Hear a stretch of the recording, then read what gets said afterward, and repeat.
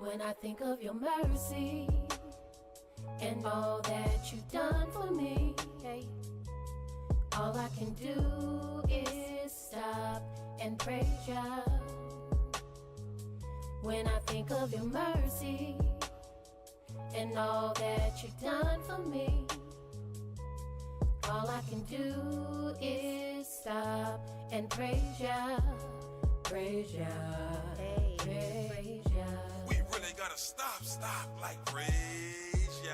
Stop and praise the ancient of days. Teary-eyed with a smiling face, the praise you gave was already ordained. Stop and praise for keeping you in your lane. Give a praise for breaking off them chains. Before you let somebody steal your praise, think about the spirit in which they came. Think about the energy they gave. Is it worth it? Nope, never, no way. Kingdom we broke into a praise dance. I praise y'all for D4 hug daps. Praise Yahweh for the congregation, and I praise him for the angels, the elders, and all their dedication.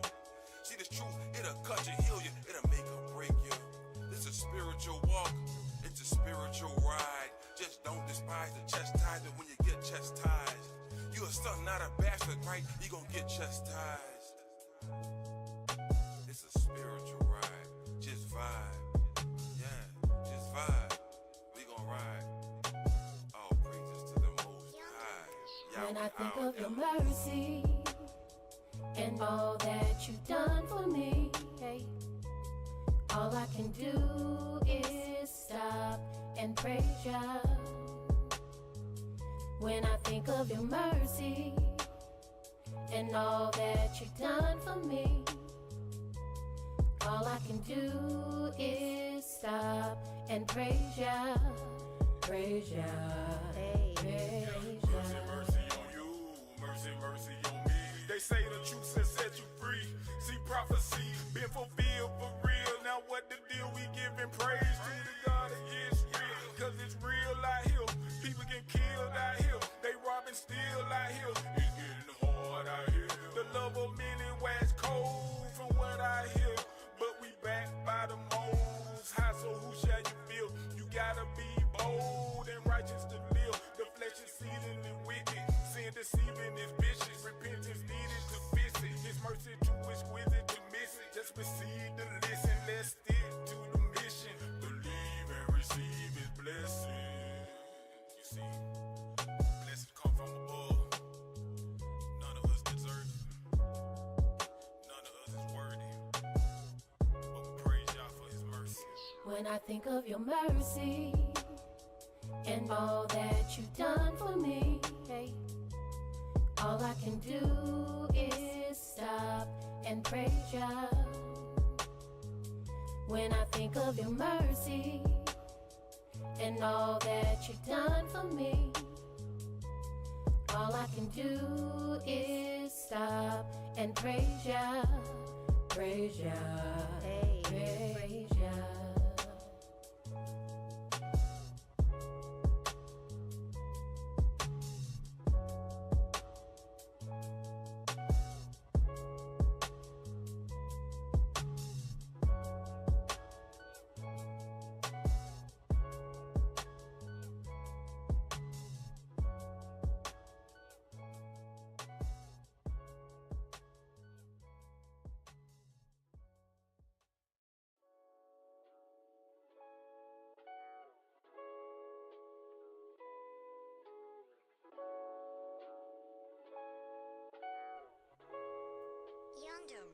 When I think of your mercy and all that you've done for me, hey, all I can do is stop and praise ya.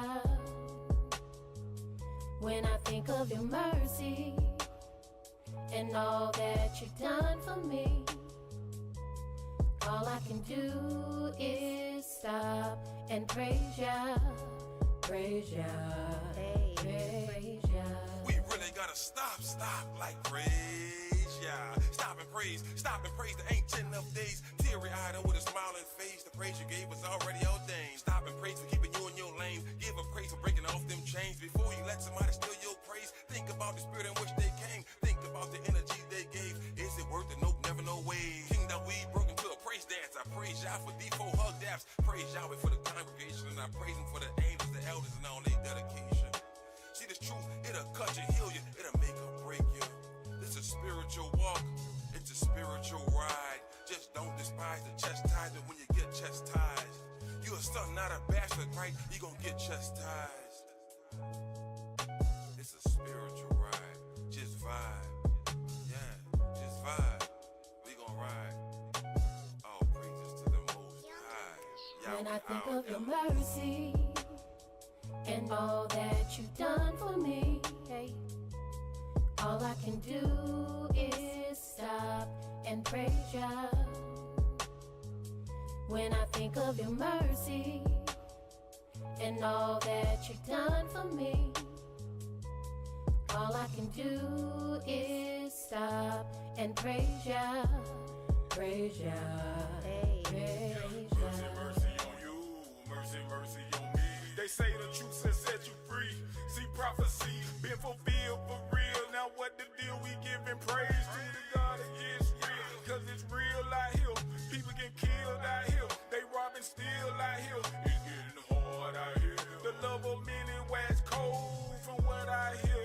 But we back by the Most High, so who shall you feel? You gotta be bold and righteous to live. The flesh is seething and wicked. Sin deceiving is vicious. Repentance needed to fix it. His mercy too exquisite to miss it. Just receive the listen. Let's stick to the mission. Believe and receive his blessing. You see, blessings come from above. None of us deserve it. None of us is worthy. But we praise y'all for his mercy.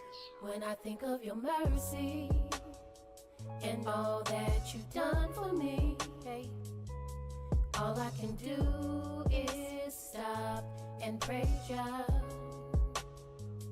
When I think of your mercy and all that you've done for me, all I can do is stop and praise ya, praise ya, praise ya.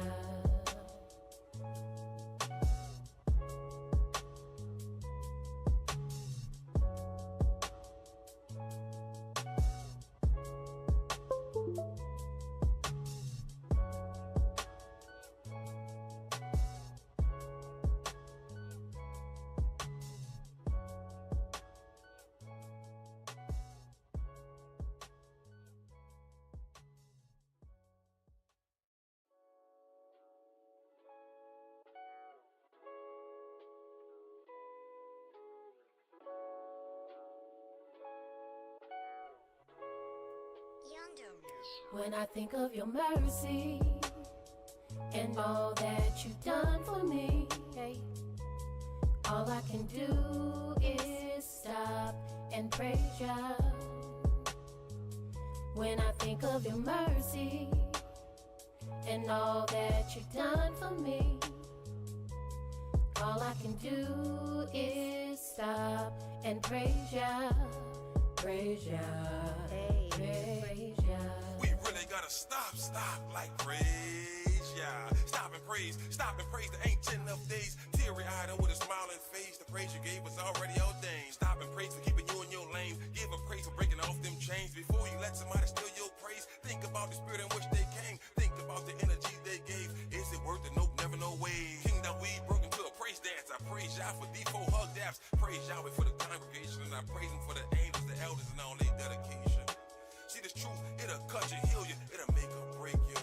It's a spiritual walk, it's a spiritual ride. Just don't despise the chastisement when you get chastised. You a son, not a bastard, right? You gon' get chastised.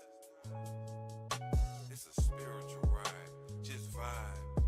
Yeah, just vibe. We gon' ride.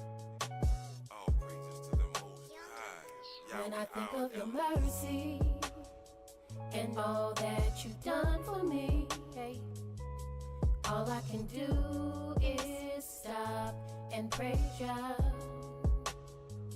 When I think of your mercy and all that you've done for me, all I can do is stop and praise ya, praise ya, praise ya. Mercy, mercy on you, mercy, mercy on me. They say the truth has set you free. See prophecy been fulfilled for real. Now what the deal? We giving praise to the God of Yisrael. struggle out here. It's getting hard out here.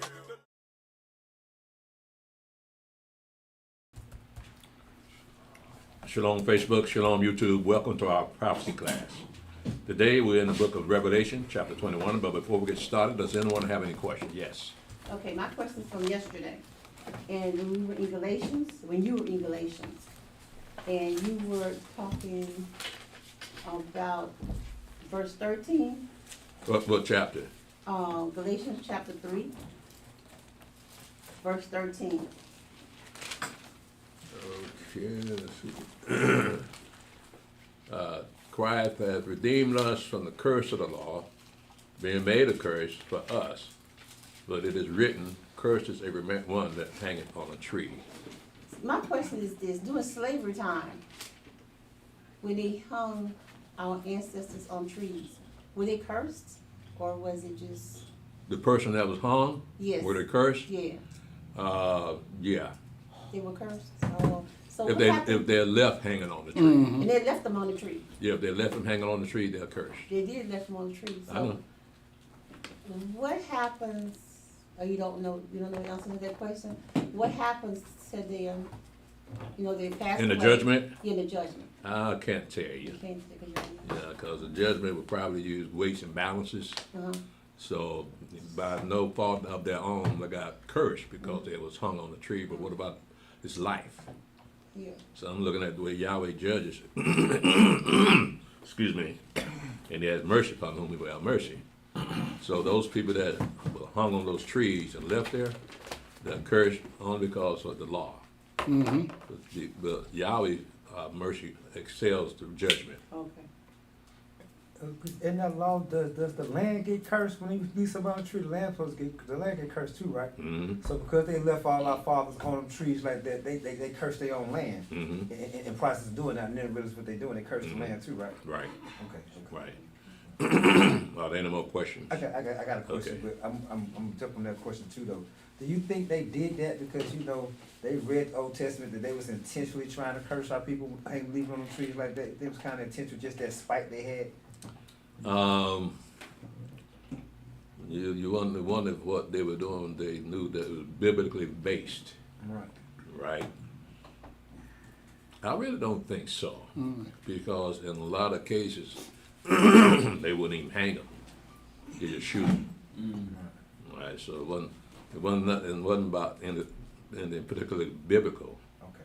That's how much anger they had at our father. That lynching was normal even back in our father's day. So that this was handed down from generation to generation. Everybody had hangings. Okay. Yeah. Well, my question is this now. You say all the time that when America gets destroyed, it's gonna be sudden, and it's gonna be without. But when those of us that's blessed to leave, we're not leaving in haste. So is it another event that's gonna happen to get us to leave without leaving in haste before America is destroyed suddenly? You see what I'm trying to ask you? I understand what you're saying, but there's a lot of mysteries in how we're going to get up out of here. Right. Right? We don't know the transportation means, or the place we're supposed to meet at, and what time of day, and all that stuff. So those things will have to be revealed to us as time goes on, so that we won't be in a shock when we have to get up and leave. So we know what time to leave and where to go. How we're gonna get that, we don't know. Yeah, because I'm kind of figuring like since we're not leaving in haste, and America's gonna be destroyed suddenly, it's gonna be like tourist events. Our leaving has nothing to do with the destruction of America. It seems like. We're leaving, but after we leave, that's when America's gonna be destroyed because she has no more use for Yahweh. So she served her purpose. And once the last of us leave this country, that's when he's gonna destroy it. No matter who's still here, he's still gonna destroy suddenly. Okay. Anything else? No. I'd like to address something you and I talked about this. I think it was this past first day. I mentioned that Yahweh only knows one people. Speaks to one people. And you brought up that. Well, what about Abimelech, king of Gerar, and Balaam? No, that wasn't me. You mentioned Balaam? No, I forget who asked that, but that wasn't me, no. You didn't ask that question? No, I don't think so. I might, but I don't think so. I believe you did, because I found it was a very interesting question, because it almost goes against what I was saying, that Yahweh only knows one people. He only spoke to one people. And then that was brought up the issue with Abimelech and Balaam. He spoke to them directly, right?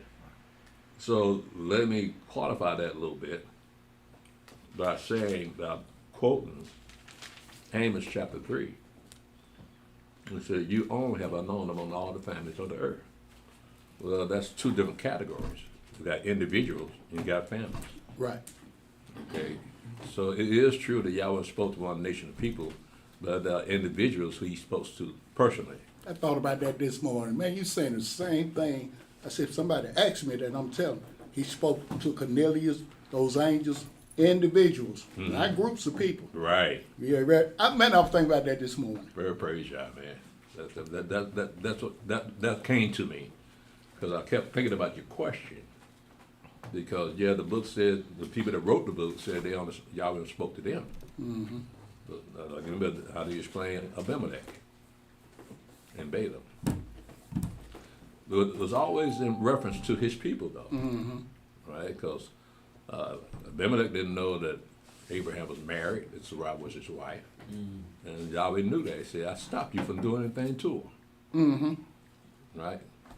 And then with Balaam, Balak called him to curse Israel, and Yahweh made Balaam to bless Israel. Right? So Yahweh spoke to these men individually to accomplish something that he wanted to accomplish. For his people, right? But as far as a nation or a family goes, he only speaks to us. Okay? Does anyone else have any questions? All right, well, let's go ahead and get started. Again, we are in the book of Revelation, chapter 21.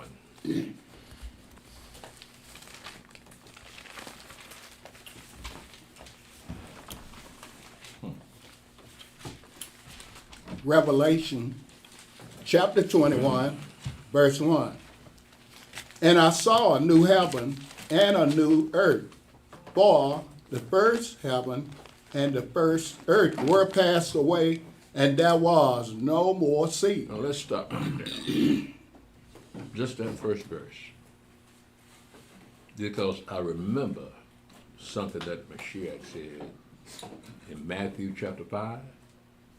He said in verse 1, and here he says, and I saw a new heaven and a new earth, for the first heaven and the first earth were passed away, and there was no more seas. Well, you go to Matthew chapter 5.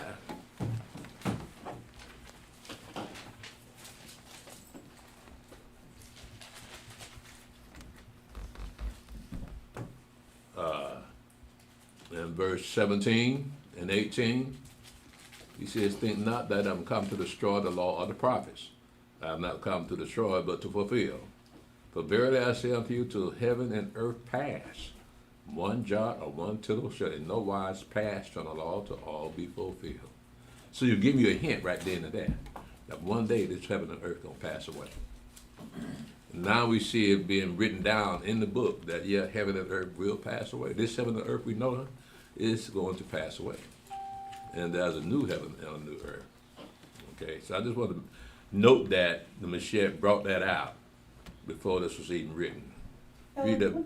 Huh? What verse was that? That was Matthew chapter 5, verse 17 and 18. Okay. Where the Mashiach mentions to heaven and earth pass, not one jot or one tittle of the law shall pass away, till all be fulfilled.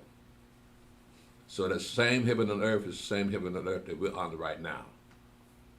But the days are coming when there's going to be a new heaven and a new earth. So, You got. I was listening to the show this morning, right? You were doing what? Listening to this show on the radio this morning, and you got the minister or whoever he was, cardinal or what, he was doing a sermon, and he said that the earth is never going to pass away. This is Catholic. You know, it's them white folks. Well, yeah. That shows you they're not Yahweh's people. No. Because we just read in 2 places Right. that this earth is not going to always be here. This heaven is not always going to be here. Right. But they haven't read that, have they? No, because with everything he's trying to teach to his congregation, he's going around like it disappeared. It's not on the page no more. That's how Christianity thrives. Yes, yes. By omission. So that what they do put together sounds perfect to the people that are not learned. It makes a lot of sense to them. So everybody gonna make it. Yeah, I know. But the word wasn't given to them in the first place. No. So they're trying to be something they are not. And they sound very authoritative, but Yahweh showing you that, yeah, these people got game. Right. And a lot of naive people out there that believe them too. You're right. Yeah, you're right about that. Did you have? So we can say pretty much that with chapter 21, with New Jerusalem coming and all that would be this chapter 21. That would be pretty much at the point where the law is fulfilled. The law being fulfilled? Right. In chapter 21. Some of these laws are forever. First, the Passover. But I mean, when he talks about no jot, no title being removed until all be fulfilled, this would be the point in chapter 21 where all is being fulfilled as far as one jot of jail not being moved. You know what I'm saying? Simple question trying to ask. Now, the question is, what will be fulfilled? Isn't it? Because to heaven and earth pass not one jot, or one tittle of the law shall pass to all be fulfilled. So there has to be a fulfillment before you have a new heaven and new earth. So what is that fulfillment, though? Well, one of the fulfillments is that you will no longer need animal sacrifice, right? So there will be no need for animals. There will be no more sin, but that's all in the chapter here. But nevertheless, it's going to be a totally different atmosphere because you're going to be living forever. And so there's no ritual or no law that allows you to live forever. So the fulfillment of the law, once that's been fulfilled, then you can live forever. So Elder, I pretty much got something you wrote down. That old covenant be done away with too, right? Yeah. And plus I got down here, no more temple. Right. Okay, and then well, this go back what you said, no more altar burnt offering. I got all that written down. Right. Those things will, all that will be fulfilled. Yeah. So the laws that we were given for this generation of the children of Israel, to spread righteousness around the world and the benefits of worshiping just one God. But Yahweh knew that our father was held on the job, so the earth is full of blood and death. So he had to create something brand new that hadn't had shown any blood. The first earth was perfect when he created it. At the end of the 6th day, Yahweh said, this is very good, right? But look what's happened since. Yeah. The earth been defiled. Yeah. Yeah, so now Yahweh's giving life another chance to exist on something very new. At the time of the first earth, Satan was running around loose, right? Tricking Adam and Eve and all those things. Well, you ain't gonna have Satan on the scene no more. So it looks as though it was all set up. Because in the beginning you got Adam and Eve, and you got the serpent in the garden. Then you got the tree of the knowledge of good and evil. It didn't have to be there. But for the story to be told, it had to be there. People have to wonder, why do we die? Or why are we born? What's the purpose of life? Those questions would come up because Yahweh knew man would ask, well, where did all this stuff come from? So the story had to be written that from the Garden of Eden on down, that's where it started. Yeah. When you say like set up, is it kind of like on a heavenly level that when he created the earth and he created the heavens and created the angels, he like kind of knew, okay, well Satan and his people, this is what they finna do. So I'm finna create this and all these people that live and die, they're not really dying because some gonna live forever. The ones I choose, and they're gonna be on new heaven, new earth with all this nonsense. So it's kind of like, okay, well, I'm finna weed heaven out because there's obviously something that I created that I don't want to be part of this. You know what I'm saying? So it's like, I done set you up, Satan, and your followers, and y'all done been tricked, think y'all finna run something, but this all finna get destroyed, and I got something new without y'all, with these people that you think you done killed, that's gonna live forever on this new earth. You know what I mean? It's that kind of like, when you said set up, that's all that just ran through my head. Well, yeah, those people that are in the first resurrection, Right. yeah, they'll be on that new earth. Right. So they'll have bodies that can't die anyway. But the transition from our existence, we're still alive, from this existence to the new heaven and the earth, that has not been discussed in the scriptures. All we know, that's what the connection is, that at the end of, after those days, that Yahweh's going to pour out His Spirit upon all flesh. So that's connection, Him pouring the Spirit on all flesh to the transition to the new heaven and new earth. But that's all before it goes. Yeah. So I guess you got to, the reason that this is not discussed is because what's the point of knowing and you're not going to be there? Yeah, so whoever's going to be there, they will know. Okay. Does anyone else have any questions? All right, Brother Stephen. Let's pick this up in Revelation 21, verse 1. And I saw a new heaven and a new earth, for the first heaven and the first earth were passed away, and there was no more sea. You know, Zach, man, you know, we've never done a as it is written on the new heaven and the new earth. It sounds like a project. Mm-hmm. We'll discuss it. Go ahead, Brother Seth. Read that again. And I saw a new heaven and a new earth, for the first heaven and the first earth were passed away, and there was no more sea. Mm-hmm. And I, John, saw the holy city, New Jerusalem, coming down from Elohim out of heaven, prepared as a bride adorned for her husband. And I heard a great voice out of heaven saying, Behold, the tabernacle of Elohim is with men, and he will dwell with them, and they shall be his people, and Elohim himself shall be with them, and be their God. And Elohim shall wipe away all tears from their eyes, and there shall be no more death, neither sorrow nor crying, neither shall there be any more pain, for the former things are passed away. So this is something totally different than the existence we have now. Because we live and suffer with pain and heartbreak and all those things, but at this point here, everything is going to be new. Now, in verse 4, apparently we're going to see that some of the people we've known all our lives will not be there. And so that's going to cause us sadness and pain and suffering. But in here it says that Elohim shall wipe away all tears from their eyes, and there shall be no more death, neither sorrow nor crying, neither shall there be any more pain. For the former things are passed away. You don't have to go through those changes anymore in life. That will be after the 1,000 years, right? I'm sorry? That will be after the 1,000 After the years. 1,000 years, correctly. Okay. Now, during that 1,000 years, yeah, you can die, Mm-hmm. right? Because death and hell will still be on the scene. Right. You still could get sick, but we got trees that bear fruit Right. to heal you of your sickness. Right. So it'll be a little bit better than what we got now. When the kingdom of heaven is set up, there will be no need for hospitals, or doctors, or nurses, Right. surgeons, none of that stuff.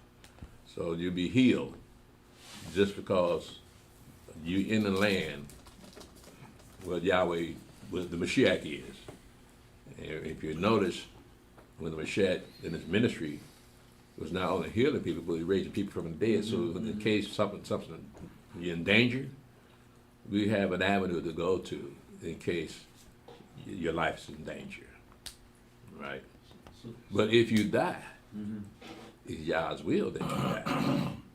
So that means you're going to be resurrected in a second resurrection. You don't want that. Yeah, Yeah. So when, before the fall of mankind, Father Adam, Mother Eve, all right, those things were in the garden, those things to heal were already there, right? Because if it's gonna be after the 1,000 years, there's stuff that you don't have to worry about as far as sicknesses and whatnot are concerned. Yeah, we don't have to worry about temptation. Exactly. Right. So that's the key. That's what the devil's main job is, to tempt man. Right. Right. So he won't be on the scene. So if you do something wicked, you did that on your own. Okay. So you ain't got no excuse now. You can't say the devil made me do it. Right? Yeah. So it's all on your own. You can't, like I said, the devil gonna be in the bottomless pit. But his cohorts, death and hell, will still be on the scene, just in case somebody needs to die. Right?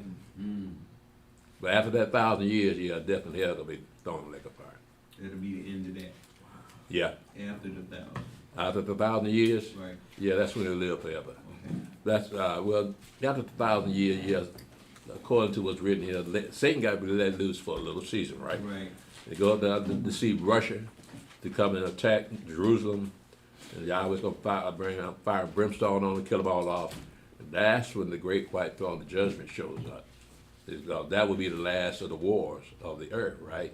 So those people that are killed off during that 1,000 years, during that war that Satan deceived to come up against Jerusalem, they're gonna stand in judgment, right? The thing about that is I always say it's a paradox, in that you can't do nothing unless Yahweh allow you to do it. That's right. So Satan goes out and deceives Russia, and nobody's objecting to what they're doing. Why? Because prophecy got to be fulfilled, right? Through no fault of their own, but they just happen to be among the people that it's prophecy going to be fulfilled in.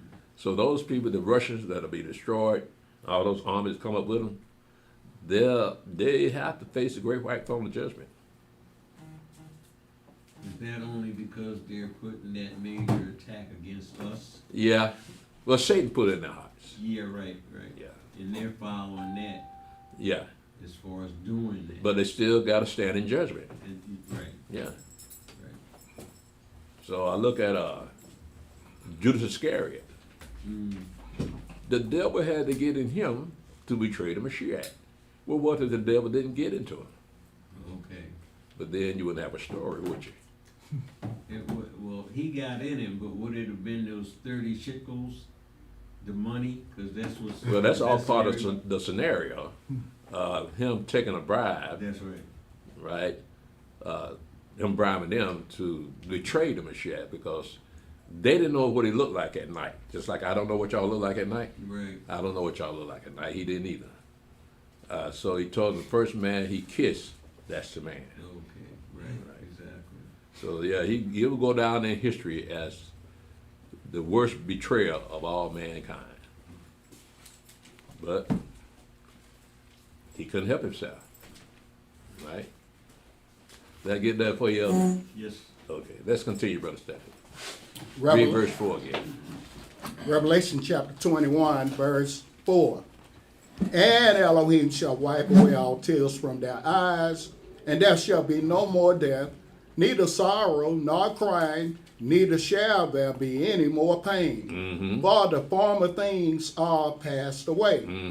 And he that sat upon the throne said, Behold, I make all things new. And he said unto me, Write, for these words are true and faithful. And he said unto me, It is done. I am Aleph and Tau, the beginning and the end. I will give unto him that is thirst of the fountain of the water of life freely. He that overcometh shall inherit all things, and I will be his Elohim, and he shall be my son. What does he have to overcome? Yes. Death. Death. That's what comes death. So how does he do that? What kind of power would man have to overcome death? Does he have that kind of power? No. So how he says, he that overcometh shall inherit all things. So Yeah. does he have power to overcome something? Yeah. Is death has no hold on this person that he can overcome death? Remember what Paul said? He said we should not all sleep, but we shall all be changed in a moment, in the twinkling of an eye. So we're looking at that generation that will be here when the Mashiach shows up. And that's when life changes instantaneously. That once he shows up, the dead in Christ can rise up and meet him in the air. The 144,000 going to meet him in the air. You're going to have all the hosts of heaven coming out the sky. And you're going to have Mashiach coming out the sky. I mean, I'm talking about Michael, the captain of Yahweh's host. He's going to be there too. Because it's time for cleansing. So after all that, and you're still alive, you never died, have you overcome death? Yes. Yes. Oh, really? Because you said, like you just said, you said that generation that's here when Mashiach returns. Mm-hmm. You know what I'm saying? So that generation that's here, that's keeping this law, this Torah, which is life. Mm-hmm. Torah is life. Mhm. Keeping life. They not willingly knowing, but they have the power to overcome death because they're walking in life and keeping the Torah, right? So they keep the Torah, and through 1,000 years they keep the Torah, then they don't die. So they overcame death through the blessing of Yahshua. You know, through the blessing of Yahshua, Yahshua and Yahweh, they had that blessing. But because they keep these commandments, that generation, and when the Messiah comes, they have the Torah and Yahweh and Yahshua is their way to overcome death. They've overcame. Are you alluding to the fact that the law gives you life? Yes.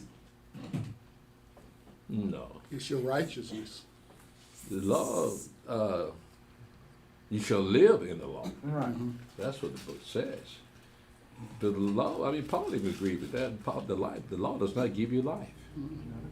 It just allows you to extend life. But with Yahshua too, Yahshua's part of that. You know what I know, but does it extend to eternal life? Let me get my.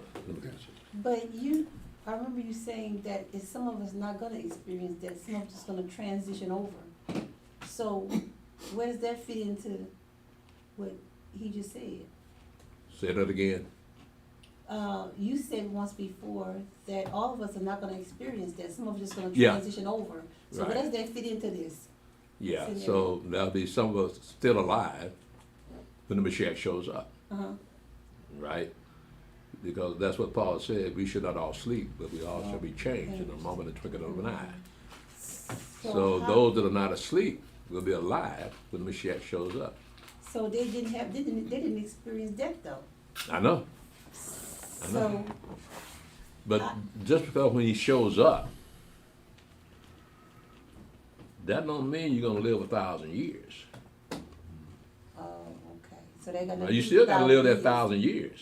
Okay, I see, okay. Yeah, so you still, I mean, yeah, you're not asleep. You didn't, death not come to you when the Mashiach shows up. But you still got 1,000 years to live. So what you gonna do with that 1,000 years?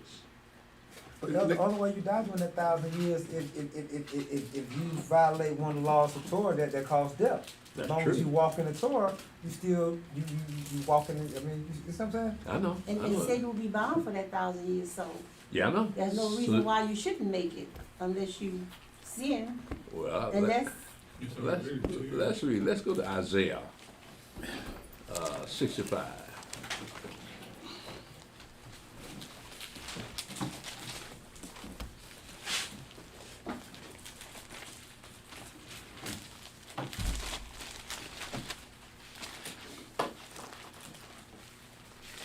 And Brother Stephen, let's pick this in Isaiah 65, verse 17 to verse 20.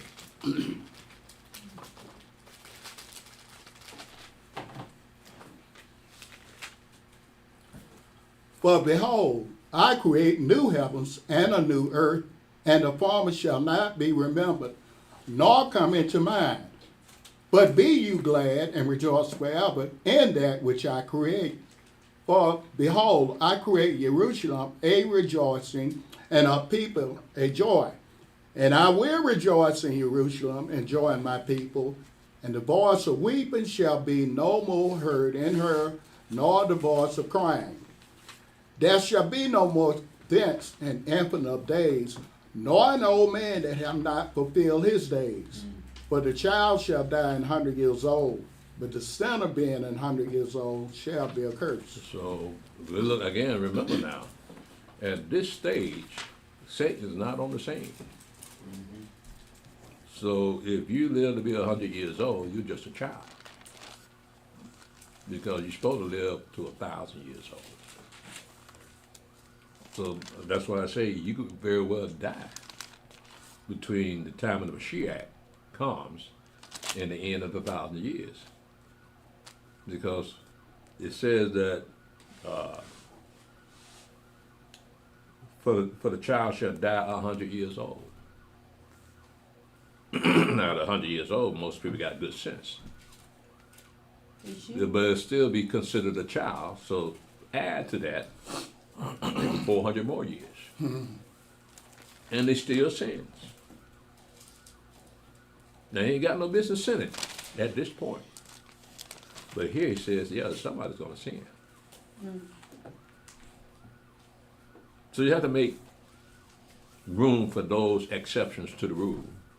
That there will be people that will transgress that law and die right then and there. I'm going to tell you something else. Something Elder Yaakov once said. If you die during that 1,000 years, it'll be a shock to everyone on earth. I believe that. It'll be a shock. Nobody's supposed to be dying at this time. So yeah, it'll be a shock. Did you have something?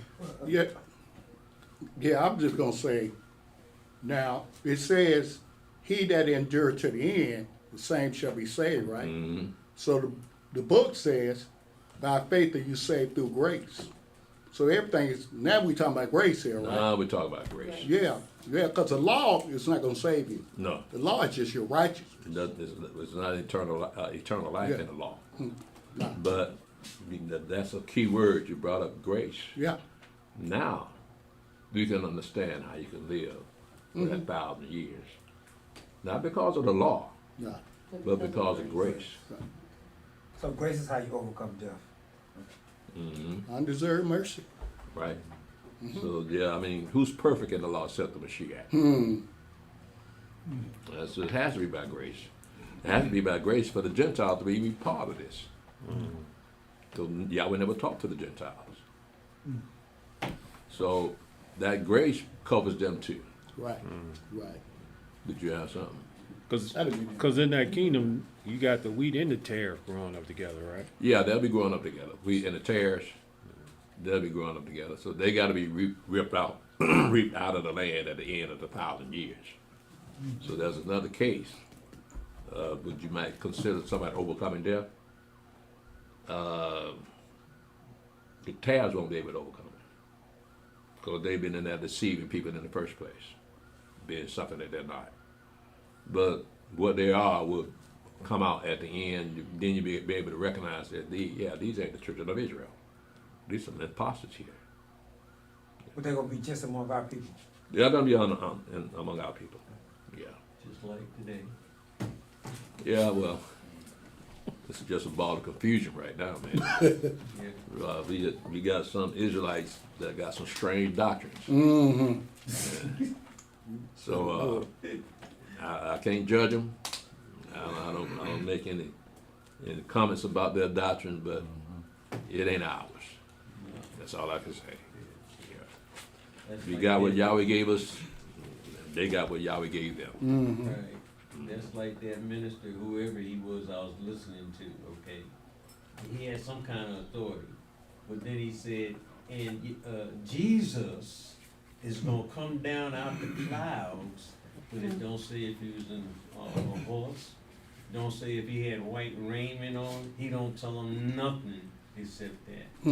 Well, the thing about that particular guy is that he's gone by all the Renaissance paintings that they used back in the day. So got that picture of Christ coming out the sky, and he's standing like this and smiling with his long brunette hair and angels all around him. And that's how he pictures it, right? So he's going by what he's been taught. White folk would not love Jesus if they knew what he looked like. Y'all know it's true. Amen. Because if he looked like a black man, they'd say, hell no. Man. I'm not going there. Yeah. They had them as slaves. Now you want me to worship him? Nah. That's a hard one, boy. Yeah, no, but it's true, human nature. That's why Yahweh said in the second commandment, thou shalt not make unto you any graven images. Now you see the damage the images do. It makes you think there's something that is not there. So all these years after the Renaissance, everybody on earth thought that that's what Jesus looked like. Mm-hmm. So that's why they fell in love with him, because he's one of their own, except for black people. Mm-hmm. Black people love him too. You ain't got a God that look like you at all, but you want to love another man's God. Right. And what has he done for you? Nothing. He gave you the Holy Ghost. Taught you a new holy dance. But what about your pockets? See, They stay empty. well, I know, man, but that's what happens when Yahweh show you the truth. You see the ridiculousness of those people that are not in the truth. Mm-hmm. And it bears no resemblance of the people of the book. And they just go about their daily business as if they're doing something right. But that whole Christian scenario has nothing to do with what's written in the Bible. Oh, no. But they walk around with them. Yeah. Yeah, so it's just a prop. That's all. When did they stop putting the pictures in the Bible? Back in the 50s or 60s? Do you know? I think you're right. Oh, Huh? I think around the early 60s, I The think. 60s? Yeah, because we had a Bible, and I still have it. It has pictures in it. And then it started getting lighter Angel, and Jesus lighter, and the angels yeah. and God and all them. Yeah, and it started getting lighter and lighter and lighter. But that's why white people got the mindset that they have. Hmm. They think that they're superior people because their gods look like them. And what about us? Mm-hmm. We just stand a chance, man. Well, you know, Elder, Ain't nobody in heaven look like us. Mm-hmm. they don't have a God. Everything's about JC, right? Yeah. You know, you would figure when something happened to people, they'd say, God did this for me. Even though God is generic, I get it. But they never mention God because they can't see him, right? Right. They can see JC, but they don't have a God. You right, brother. They don't have a God. No more than JC. Well, the thing about that is they have made JC their God. Yeah, yeah. See, now they love themselves in JC. He wants everybody to be a disciple of JC. Because they look just like our oppressors. So again, that adds another level of oppression on us because we're not represented by God. So where's our God? Mm-hmm. Everybody else got a God look like them, Mm-hmm. but we don't have a God look like us. Even the Indians with them Totem poles. no, I'm talking about the real Indians. No, the people in India. okay. Yeah, they got their own God, and they look weird, but they still look like them. Mm-hmm. But you made a good point. The totem poles, they don't look like nobody. It's just like the animals, the thing they carve into the totem poles, but they were worshipers of nature. So yeah, they would pray to those totem poles for good luck or whatever. Yeah. But again, the problem is not that we don't have a God that looks like us. The problem is that we worship somebody else's God. Don't give a damn who knows. Yes, sir. Mm-hmm. They love him more than white folk love him. And white folk love that. Now they love, oh God, look at that, look what they're doing. They're running up and down the street in the churches, calling out his name, and he don't even belong to them. Even in the bedroom. Oh yeah, in the bedroom. having Oh, yeah. sex, calling on his name. That's right, bro. That's what you These do. folk crazy. They mad, bro. Yeah, that's what in the bedroom. Yeah. Jesus. Hey, you know, we got some, and I know you got going, but we got some black women got on television, say when they got that orgasm, they call on Jesus. Why would you say something like that in public? Because it's true. True. Because you don't know. That's why I had to be careful with that name, because they'll nut up on you in a minute. Yeah. But Elder, you, going back to what you said about idol worship is a construct of man's imagination.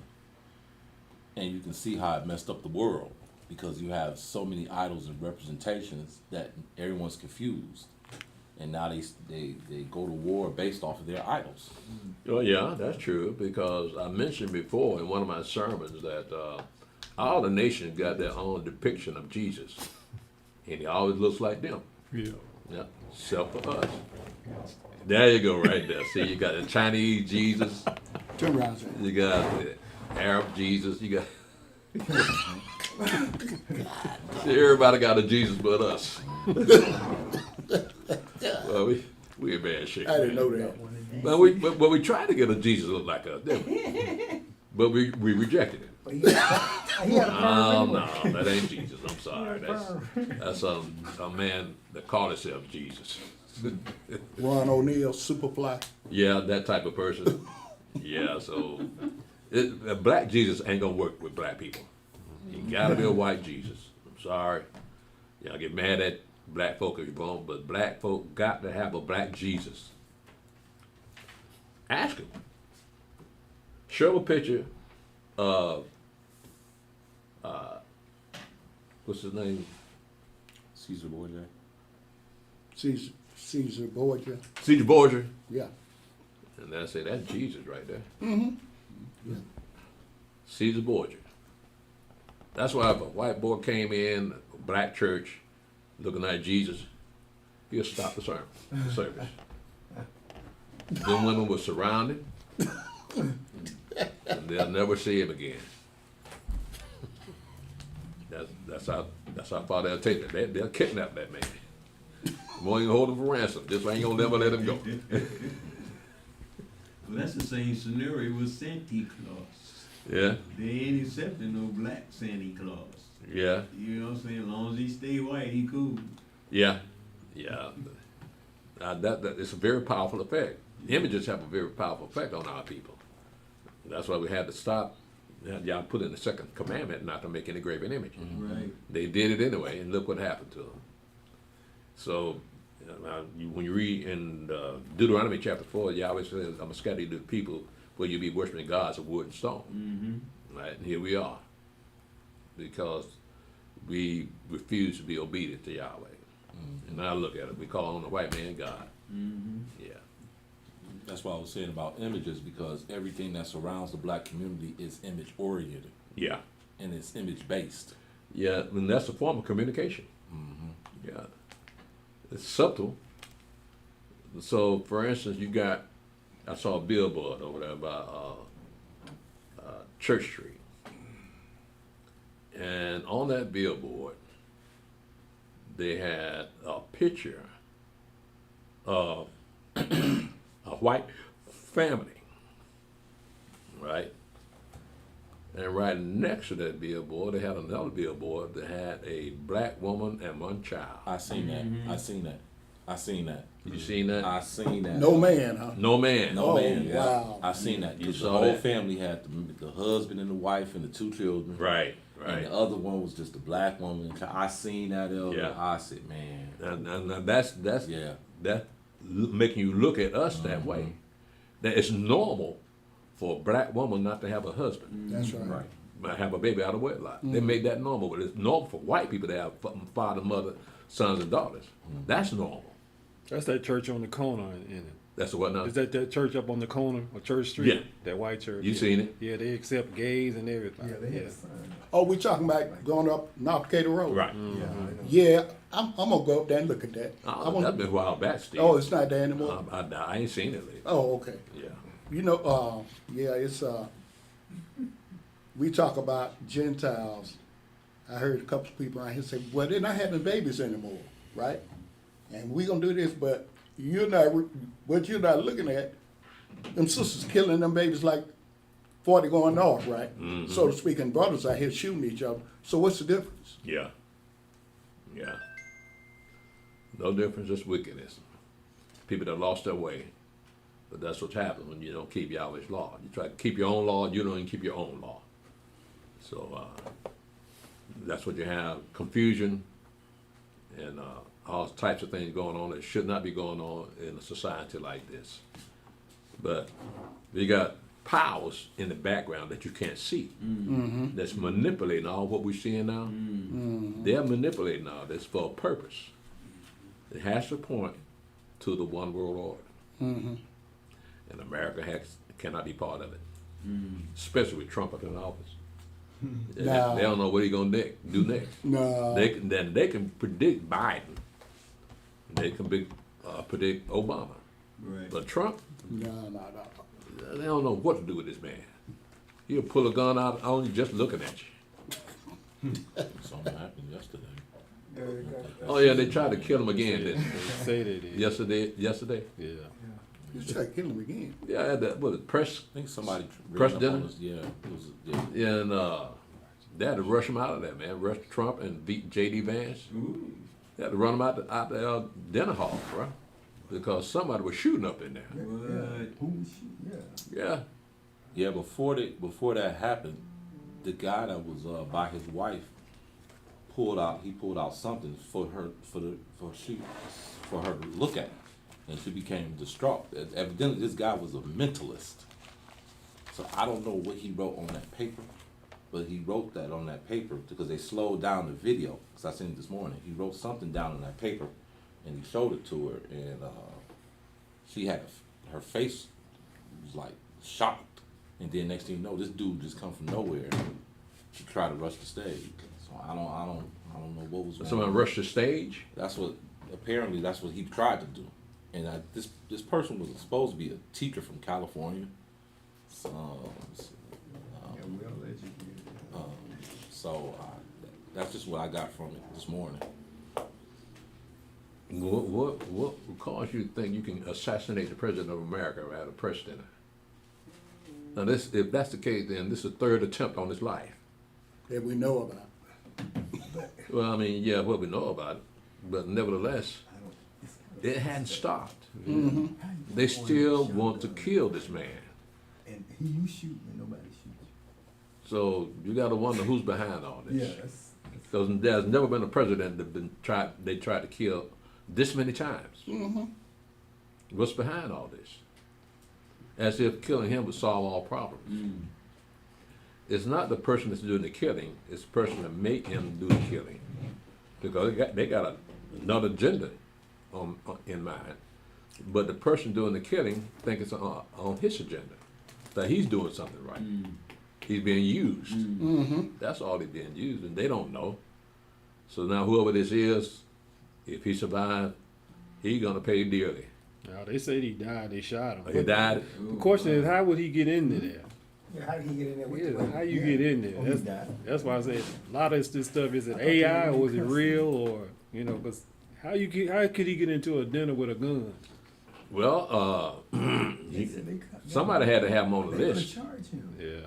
so that he passed all qualifications for being there in the first place. I didn't hear that. So he must have been a mold set up just for that particular occasion.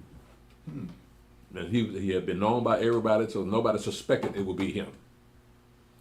But now he's been exposed. You say he got killed. Yeah, he said he killed him. Yeah, so he wasn't Well, they got to investigate why he did that. Now just this morning, they were showing the man face down Yeah. in handcuffs. Right, Said he wasn't even shot. right, So how is he dead? right. That's what. That was just this morning. I saw that. Yeah. So is he dead or not? That's all they've been showing. So They we talking don't about know. indictment. Is he dead? They're saying charges are pending. All this stuff. Charges are pending. Yeah, putting charges on him. I said, well, I didn't know that. Wow. I don't know what's real and what's not. Right. They said they Well, yeah, killed. things like that, when news come out, Wow. you don't know who to trust. I'm just saying it this morning. Let me ask you, Elder, are they sending a message to Trump letting him know we can get you anytime we want? Not necessarily we killing them, but just putting stuff out there like that, letting them know we can do what we want to. We playing with you I now. don't think this is the only instance he's been threatened. That's what I'm saying. You don't get every threat in the media. The ones we know about. Yeah, that's my point. They don't broadcast all his threats, right? So the ones that actually get through like that one the other night, yeah, they'll broadcast that. But others, he's probably getting threats all the time. And you know, the FBI and DOJ investigate those threats. And sometimes people get arrested for making threats against the that's true. American president. But in the interim, they got these people like what they call the Boogaloo Boys and the Proud Boys. They know what they're doing. They're making these people pissed off Yeah. to start a civil war. You see how all this So you playing, think the Boogaloo Boys gonna start a civil war? they'll be part of it. They're right wing extremists, just like Proud Boys. They're part of that group. I never heard them being called right-wing extremists. Yeah, they're extremists. I looked. Who it up. called them that? I looked it up. CNN? No, not CNN. I looked at Google it up about a couple of years ago. They're extremists. At least it's I what it's don't get that from them. There's just a bunch of rowdy white You boys. got Klan, Aryan Nation, all them people. Let's continue, Brother Stephanie. Okay, Revelation chapter 21, verse 7 again. He that overcometh shall inherit all things, and I will be his Elohim, and he shall be my son. But the fearful and unbelieving, and the abominable, and murderers, and whoremongers, and sorcerers, and idolaters, and all liars shall have their part in the lake which burneth with fire and brimstone, which is the second death. Now, people they overlook this. This is very important because we're talking about damnation forever, unceasing pain. It says, but the fearful and unbelieving, those people that don't believe in Mashiach, and the abominable, those people that practice abominations, and murderers and whoremongers, those are male prostitutes and sorcerers and idolaters, and that's you living in a land of idolatry. And all liars shall have that part in the lake which burneth with fire and brimstone, which is the second death. Now liars know they're lying. But there are some people that lie, don't know that they're lying. It's been told something that they thought was the truth, but it was a lie all along. But nevertheless, a real liar knows he's lying. And those are the types of people that are going to be thrown into the lake of fire. But these people here are just doing those 1,000 years, right? These people here, those people that do that. No, that'll be at the end of 1,000 years. You know what I'm saying? But the PPs, the list of people he's calling out right here are people that did those things during 1,000 years, right? No, because this would be the second resurrection. So they'll be had already been dead long before the great white throne of judgment. Right, so we're not talking about, but again, it points to the fact that you don't need to be dying during that 1,000 years. But if you do, you'll be numbered with these people here. Right, but this refers mainly to those people over in history that have done these things. And so you look at the time that this was written in 96 AD, so 96 AD, they didn't have what we see today. But the basis, the premise is still based on the same thing. It's us, wickedness. Because I try to tell people about eating a lot of this seafood that's unclean. Like, it literally says you will have this an abomination. You make yourself an abomination. So just what you've eaten and have you going to the lake of fire and brimstone. What you're eating? Because like with all things that come out the water that has fish scale, it said you should have this an abomination. You make Yeah. yourself an abomination eating that particular stuff. You know what I mean? So like Well, they fall on the abominable right there, right? Well, the dietary law was only given to Yahweh's people. It I'm wasn't given to the rest of the talking to nation. Yahweh's people. I'm talking to our people. Like, you know, they still eat their stuff. Like it says, Now, I know, and you have that an abomination. Would- Make would yourself that- an abomination. Did that keep them from being thrown in the lake of fire? Is that the question? No, it's gonna pretty much put them in the lake of fire, right? To get them put in the lake of fire. Right. Well, that would mean that when our fathers that come out of slavery, and they didn't have much to eat, and they ate them pigs just to survive. Right.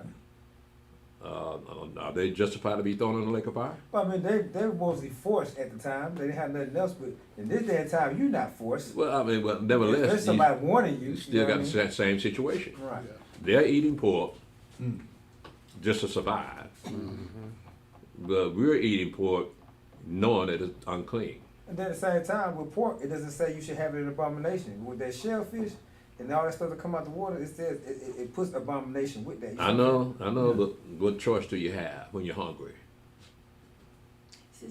I don't know. Shrimp costs a lot.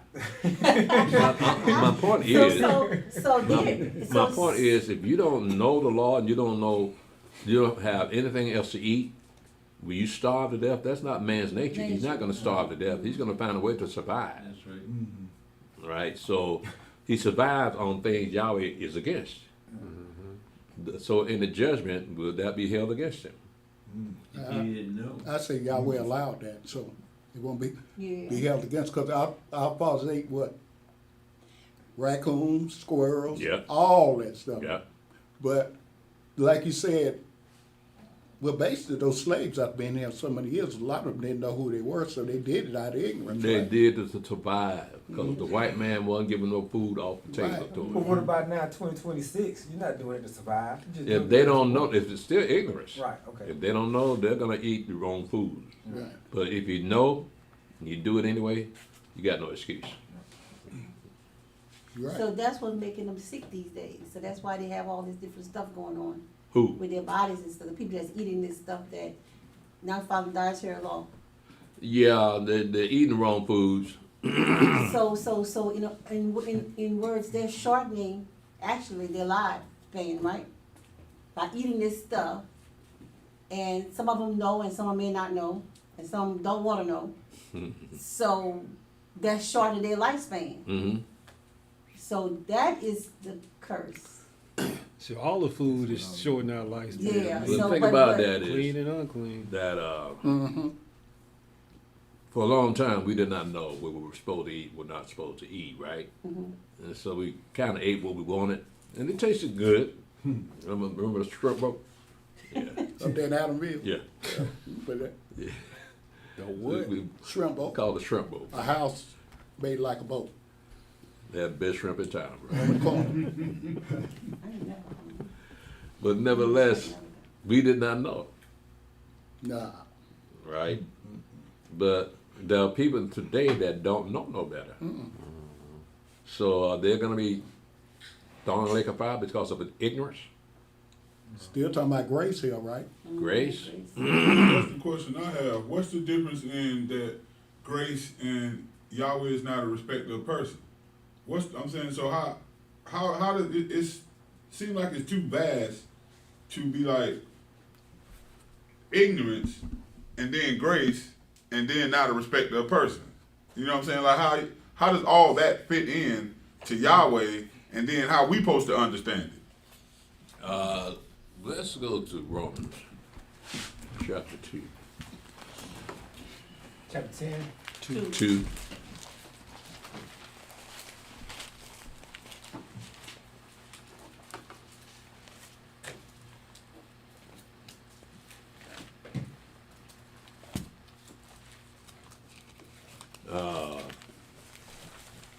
No. Let's go to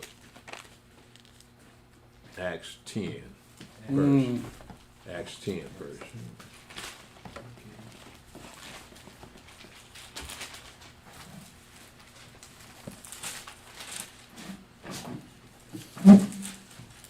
In verse 34 and 35. Now this is when Cornelius shows up for the first time. He's talking to Cornelius. Then Peter opened his mouth and said, "Of a truth, I perceive that Elohim is no respecter of persons, but in every nation he that feareth him and worketh righteousness is accepted with him." So then you go to Romans chapter 2, and in verse 11 it says, "For there is no respect of persons with Elohim. For as many as have sinned without law shall also perish without law, and as many as have sinned in the law shall be judged by the law.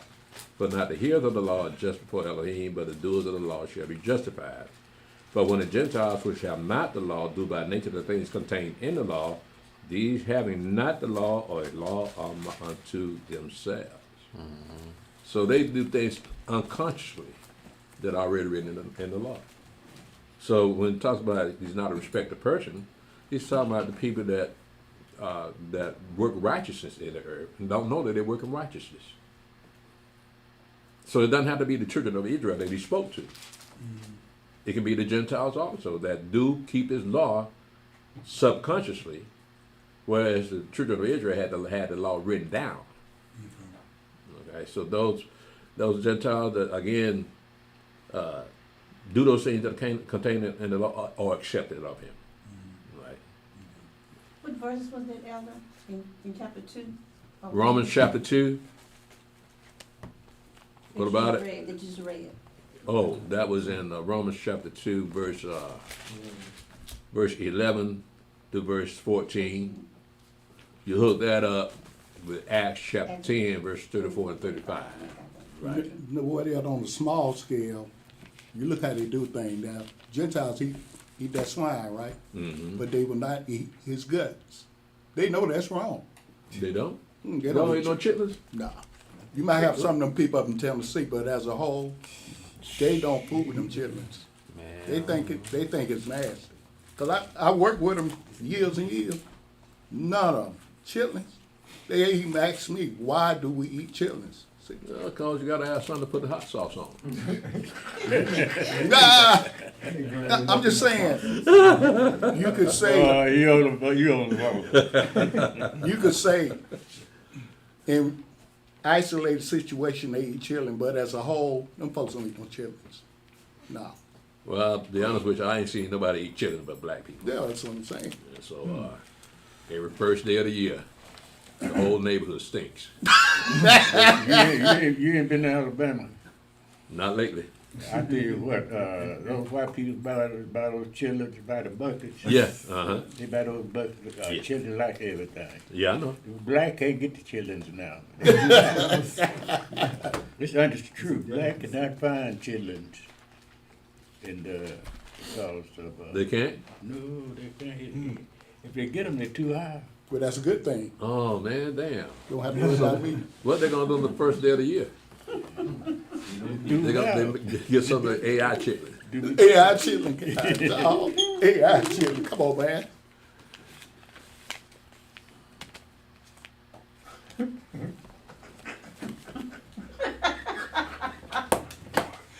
Elder Priest. Elder Priest, I have a question, but I don't want to interfere with the class. I'm gonna ask at the end. I have a question. All right, well, let's continue. Revelation chapter 21, verse 9. And there came unto me one of the 7 angels, which had the 7 vials full of the 7 last plagues, and talked with me, saying, Come hither, I will show thee the bride, the Lamb's wife. And he carried me away in the spirit to a great and high mountain, and showed me that great city, the holy Jerusalem, descending out of heaven from Elohim, having the glory of Elohim. And her light was like unto a stone most precious, even like a jasper stone, clear as crystal. And had a wall great and high, and had 12 gates, and at the gate 12 angels, and names written thereon, which are the names of the 12 tribes of the children of Israel. On the east 3 gates, on the north 3 gates, on the south 3 gates, and on the west 3 gates. Now, imagine what he's looking at here. Look at what he says. He says in verse 11, having the glory of Elohim. Verse 10, he carried me away in the spirit to a great and high mountain, and showed me that great city, this holy Jerusalem, descending out of heaven from Elohim. Now, Jerusalem was built on this earth, right? But this Jerusalem coming out of heaven, having the glory of Elohim. Her light was like unto a stone most precious, even like a jasper stone, clear as crystal. What color is a jasper? A brown, like a ruby red, something like that. That's right. Either brown or ruby red. You're absolutely right. And had a wall great and tall. It had 12 gates. Did y'all hear that? It's your phone. I thought it was just me. Your phone. Whose phone? Mine? That's my phone? My phone don't sound like that. Yeah, that was your phone. It does? That was your phone, though. I don't trust none of y'all. You don't trust him here. I don't trust none of y'all. Trust a hearing aid. They got them ears. That's sad, man. You folk in church with can't trust them. So, pray y'all for the Lord. And had a great, had a wall great and high, and had 12 gates, and at the gates 12 angels, and names written thereon, which are the names of the 12 tribes of the children of Israel. On the east 3 gates. Now again, these are gates to the city, right? And it's coming out of heaven. On the east 3 gates, and on the north 3 gates, and on the south 3 gates, and on the west 3 gates. So these gates got the names of all 12 tribes of the children of Israel on each gate, just like we read in Ezekiel. It talks about Jerusalem and all the gates that had all the names of the 12 tribes of Israel on them. Well, you got the same thing here. But them gates cannot be nowhere near close to each other. So what now? Them gates cannot be close to each other. I said the gates cannot be close to each other. Right. But they 1,500 mile long wall, them gates got to be pretty far apart. Yeah. Well, that is no different than the first Jerusalem, first temple we had. So they had the gates on the city with all the names of the 12 tribes of Israel. So only the children of Israel will be in that city. And we're just not getting a description of what that city is. It's going to be marvelous. It's going to be glorious. It's going to be bright and shining, because look at what it's coming from. It's coming from heaven. So it's got another depth to it in that it's not man-made. So there's a little bit more to this new city of Jerusalem than what we used to. Right now, this city of Jerusalem is under turmoil. As a matter of fact, I saw a video of white people trying to keep Easter at Jerusalem. Wow. And they called the police out on them.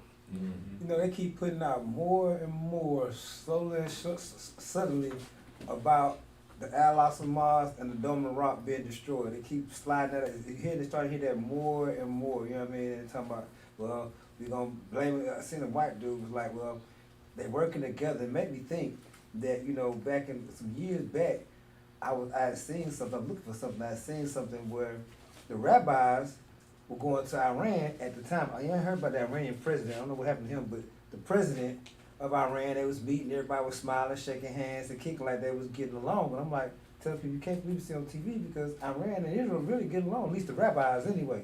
But this white, he was a young white guy, he didn't have a lot of followers, I guess I just came past him, but he was like, they're gonna destroy the Dome of the Rock and Al-Aqsa Mosque and blame it on Iran. And you know who Iran gonna blame it on America anyway, you know what I mean? So, but it's like, I keep hearing, they keep saying a lot more and more about that being destroyed, because bombs and missiles for some reason are going in that direction. Whoever firing it is going in that direction to Jerusalem. You know what I mean? It sounds like propaganda. Right. They're trying to get something stirred up. Right. So, but last I heard, the location of that new temple would not be at the Al-Aqsa Mosque, Right. nor at the Dome of the Rock. It'd be somewhere else, much further than that. Right. Right. So again, that's just propaganda. Yeah. Question, Elder. We know that certain Gentiles will be our servants in the kingdom of heaven. And the kingdom of Elohim, the city will be for Israel. Where would those Gentiles be? Because we know the nations will still be there. But what type of Gentile nations will be there? It doesn't really say. Okay. It just says nations. Right? And so when you look at the word Gentile, it just says nations. So, but we don't know which nation of the Gentile would be there. Because it's like, we know Yahweh got to give those Gentiles the spirit to be our servants. and they're gonna do what they're supposed to do, because by that time they're gonna realize, okay, yeah, we know these people and blah blah blah. But what will happen to them if we won't have no need for them no more to be our servants? At what point? You talking about on the new earth? Yes. What makes you think we won't need them as servants? Because we'll be in the city. It's just for Israel, so they're gonna come into the city to do our deeds. If we allow them to, yeah. But I'm saying that's not written nowhere. But why would we need them in the city? For what you call it? What was the Gibeonites used for? Wood, water and wood, right? Mm-hmm. So those menial tasks, they were probably doing those type things for us. They would be our service. Mm-hmm. So they'll still be taking care of our houses, and we don't have any children. But nevertheless, they will still be out. They will understand who's on top and who's not. Mm-hmm. So they'll give you due benevolence because they recognize who you are. And in many cases want to serve you. But we're looking at having a new earth, right? So we don't know what's going to be going on inside the city. Right. Where does the city get its power from? Right? And how does life continue on within that city? Because you're not going to be doing the kind of work that people outside the city are going to be doing. Right. So what would they be doing? We don't know. Those are mysteries. Mm-hmm. That how do you maintain that city? Mm-hmm. Right? Now, before we have, and during the Mashiach's reign, you will have a temple, right? But you also have people, servants working in that temple also. Mm-hmm. So, but in this case, it's going to be totally different. We don't know how that's going to work out. There's a lot of mysteries involved, so we just have to hope that Yahweh let us see how that works out. Mm-hmm. Okay, because the answers are not written down distinctly like most of the cases. But these are things, these are built-in mystery that make you want to see these things. So you carry yourself accordingly and pray that Yahweh find you worthy of eternal life. Mm-hmm. All right. Let's go ahead, Brother Stephen. Revelation chapter 21, verse 14. And the wall of the city had 12 foundations, and in them the names of the 12 apostles of the Lamb. Now look at that again. You got the new city of Jerusalem, and on the gates of the city you got the names of the 12 tribes of Israel, and on the foundation of that city you got the names of the apostles of the Mashiach. Mm-hmm. So it's all enclosed. It's one big family. The children, the sons of Abraham, Isaac, and Jacob. Go ahead, Brother Stephen. Revelation chapter 21, verse 15. And he that talked with me had a golden reed to measure the city and the gates thereof and the wall thereof. And the city lieth foursquare, and the length is as large as the breadth. And he measured the city with the reed 12,000 furlongs. The length and the breadth and the height of it are equal. Well, if the length and the breadth and the height of it are equal, we're talking about the walls of the city, right? It says the length and the breadth and the height of it are equal. What does that city look? What does the wall look like?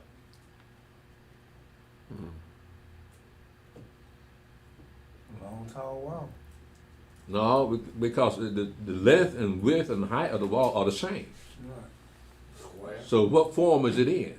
Like a square. It's a square. Mm-hmm. It's a square. Mm-hmm. So that city, the wall is going to be in the form of a square, but it's going to be, these are very high walls, y'all. So my point is, why does New City of Jerusalem need walls? Walls are made to keep people out. Mm-hmm. So why does the New City of Jerusalem need walls? Because that's what we used to, maybe? For what? Maybe because that's what we just used to? In the New City of Jerusalem, remember now, the purpose of the wall to keep people out. Mm-hmm. So you just don't walk up in the city any kind of way. Like that particular city. So you need those walls. Imagine kind of like you needed the Levites surrounded the tabernacle of the wilderness to keep people from coming too close to the tabernacle because they'll die. Right? So I'm looking at, we're going to be a holy nation, nation of priests. So that might be the reason for the wall, to keep you from coming up in somewhere that you don't belong without permission. And then, like you said about what you said about power, Elohim will be there, and there won't be no need of the sun and the moon in that city. Mm-hmm. So Yahweh still get the glory, you know, from us and the nation, because they still gonna have the sun and the moon outside. We won't need it inside because we covered. Mm-hmm. So they'll still know like how they functioning in there without the sun and the moon, and they still doing everything that we're doing. Well, you're getting ahead of the words here. Let's read it first. Go ahead, sir. You can go home. He got it. He got you. Yeah, I don't even know why I'm still here. He got your back. I know. Revelation chapter 21, verse 17. And he measured the wall thereof 144 cubits, according to the measure of a man, that is, of the angel. And the building of the wall of it was of jasper, and the city was pure gold, like unto clear glass. The city itself is pure gold. Wow. But let me ask you something about that. With all that gold, what is the value of it then? Because the one main value of gold is the scarcity. Then you got different quantities of gold. So, like Mansa Musa, right? He's supposed to have all the richest man on earth. Walked around a whole bunch of gold, but he drive the value of gold down because he got so much of it. So I'm looking at the same thing here. Gold will not, except for the fact that this comes from heaven, that might give it its value. But too much of a precious metal on the scene drive the price of that metal down. It's the scarcity of that metal that makes it so pricey. So we're looking at here, it says, and the city foursquare, and you read that. In verse 17, he measured the wall thereof 144 cubits, according to the measure of a man, that is the angel. Now, look what he says. He measured the wall thereof. Now he's not talking about the breadth and length and height. He's talking about the thickness of the wall. That's how thick that wall is going to be in verse 17. He measured the wall thereof 144 cubits, according to the measure of a man, that is of the angel. All right, so got to take that in consideration when you're building a wall that is. Let me see what he says here. He says,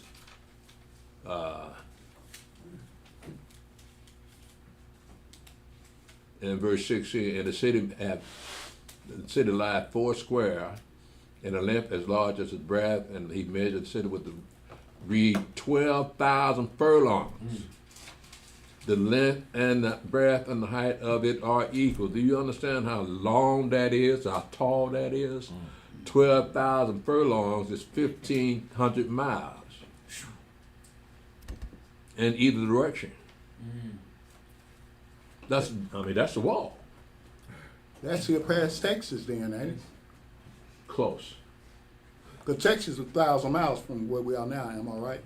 I don't know, but I know this city, it will take up 2/3 of America. Wow. And it says it's a square. So it's Yeah, it'll be a square. Yeah, The wall will be a square. All of them the same. Same height, same width, same length. Exactly, Right, so you can't, it's not something that you can look into. So the wall is necessary just because you're there. Right, right. And besides that, you won't be able to die anyway. Right. There's no death anymore. But there's still protocol that you can't go a certain point in that city. You got to have an escort reason for being there. So the gates would got to be kind of proportionate then, right? Time for what? The gates would be somewhat proportionate to the Yeah. size of the walls, right? Uh-huh. So if the gates are kind of proportionate to the size of the walls, then we probably gonna change size then. If the gate's proportional to the wall, I know, but I'll be this side, let's say will, like, the this question, side going through gates. will that we, big. will we changed physically Right, to accommodate the dimensions of this city? right, because the gates is proportionate, why would we at this side going through gates that big, you know what I mean, you see what I'm saying? Yeah, I know, but our body will be enhanced Right. when we get that eternal life. So, for instance, we can't look down the street, a straight street, a mile yet, and figure out what we're looking at. But your body's gonna be enhanced to the point where you can look 1,500 miles away and recognize what you're looking at, and look up in the sky 1,500 miles and recognize what you're looking at, because you have changed yourself. For you to live forever, yeah, your body, your perceptions have to change to accept what you never even considered accepting. That you won't need any glasses, right? That you don't need anything that will assist you physically. So your body's going to change to a perfect body, so that you won't need any assistance from anything man can give you. So in order to conceive a city this size, yeah, you're going to have to change. All we can do is read the words and make the conversions from furlongs to our linear measurements, and see that, yeah, we can't do that right now.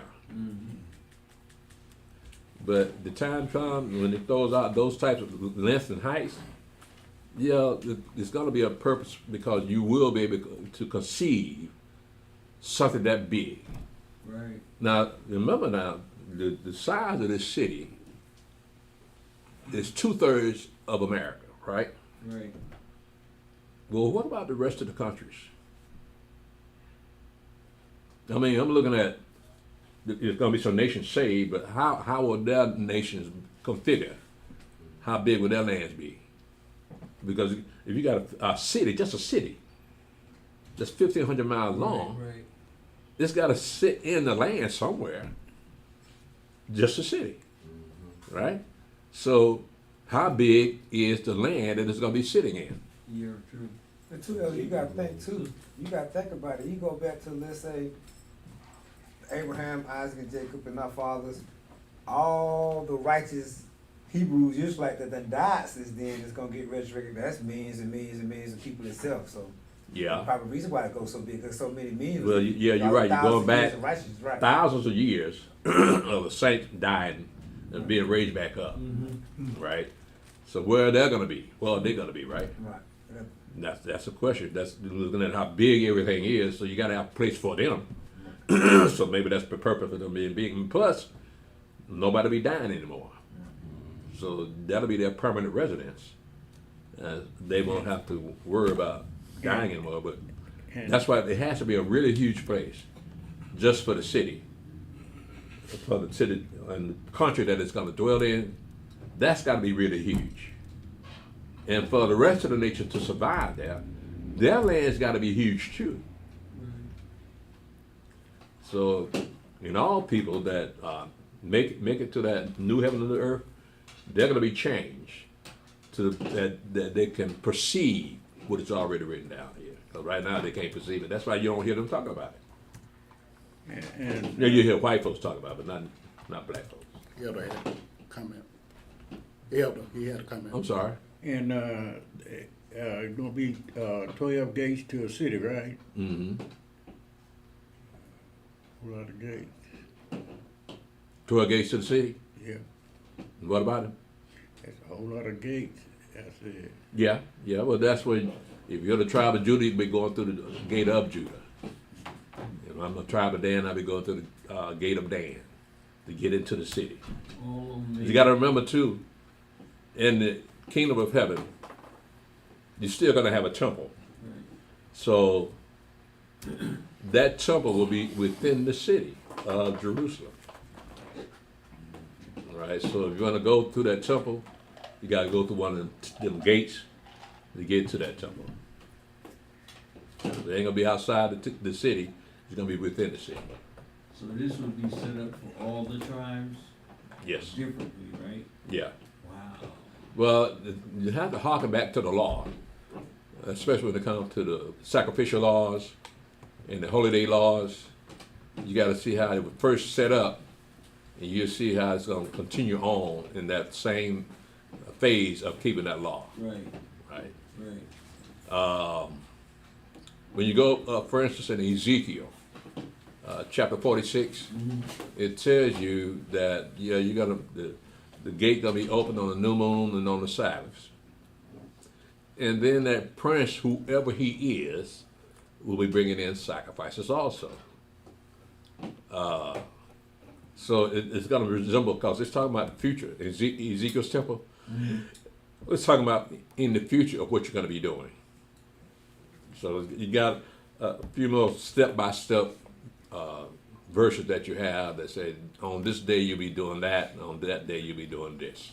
So it's got it laid out. And then, add to the point that Yahweh, knowing that we don't know nothing, He's going to have us set up people to teach us how to do those things, how to skin an animal, cut its throat, and all those things. So all the animal sacrifices, yes, they are coming back, but we don't know nothing about it.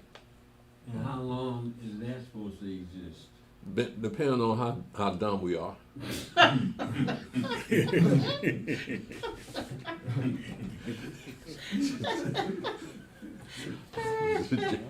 Jake a little slow sometimes. Let's go ahead and finish this up, brother. Revelation chapter 21, I started 18 again. And the building of the wall of it was like, and the building of the wall of it was of jasper, and the city was pure gold, like unto clear glass. And the foundations of the wall of the city were garnished with all manner of precious stones. The first foundation was jasper, the second sapphire, the third the chalcedony, the fourth an emerald, the fifth sardonyx, the sixth sardius, the seventh crystallite, the eighth beryl, the ninth a topaz, the 10th a chrysoprasus, the 11th a jacinth, the 12th an amethyst. Now, all of these stones we just read here can be found on this earth. So these cannot be the stones that were found on the earth here. But they're going to be called the same names, though. So these, being that the new city of Jerusalem is going to be created up in heaven, these stones that we read about here must have been created in heaven too. Because they can't be of the earth. And besides that, to get these type of rare stones, that means you have to build mines and dig them out yourself and polish them and all those things. But with this here, this is coming out of heaven. It's already ready. It's already set up. Go ahead, Brother Stephen. Revelation chapter 21, verse 21. And the 12 gates were 12 pearls. Every several gate was of one pearl. And the street of the city were pure gold, as it were transparent glass. Now imagine that now. Your gate is made of a pearl. That's got to be a very, very big pearl. If it's a gate. That's a big pearl. Most pearls are about that small. Right? And it comes from some process that the clams go through, take whatever sand it is and gurgle it around and come out a pearl. But these are huge pearls that are used as gates, showing you the value of this new city of Jerusalem. You got all kinds of wealth and riches within and without the city. Who have seen a pearl that big? Can't even imagine It ain't around. I mean, that clam got to be big as a house. I don't think you can melt pearls, man. I haven't heard of that. Like, get a whole bunch of them, melt them, and then you know how you do gold. No, That's what I'm pearls saying. are naturally formed. That's what I'm saying. So it's kind of. Yeah, so whatever considering that it comes from an unclean animal, but nevertheless, it's still part of the gates of the church of the city of Jerusalem. Mm-hmm. Yeah. So it's not about where it came from; it's the value that it has. Just like I said about gold, it's the rarity that makes it so expensive. So pearls have always been part of man's jewelry, and the rareness of it causes it to be more expensive than normal. But nobody take it for granted that these pearls come from an unclean animal, because Yeah, they right. eat the clams themselves. Right. So, we still can't eat the clam, right? No, not us. Not us. How do you call that? I was going to add something to it, but I'm going to leave it alone. Okay. Go ahead, Steph. So it says here, and I saw no temple therein, but Adonai Elohim Almighty and a lamb are the temple of it. So we're not going to be going to a temple like we do now, like we be doing in the kingdom of heaven. You won't be going through a temple, because the whole scenario is going to change.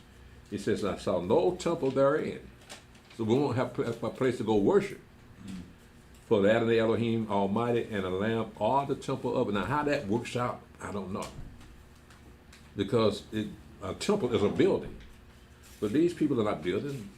God is not a building. The Mashiach is not a building. But they are described as the temple of the city. It's still a hierarchy going on, right? Okay, because you can't, I'm saying in my mind, because Israel is firstborn. So you can't be over, you know what I'm saying, little brother? You know? That's what I'm thinking in my head. They still gonna agree and be as one. Mm-hmm. Because we got the same mindset, same law, all that stuff. Mm-hmm. But it's still a hierarchy, Yeah, well, you so to speak. I'm looking at, we're going to have our own governors, our princes, as far as the hierarchy is concerned.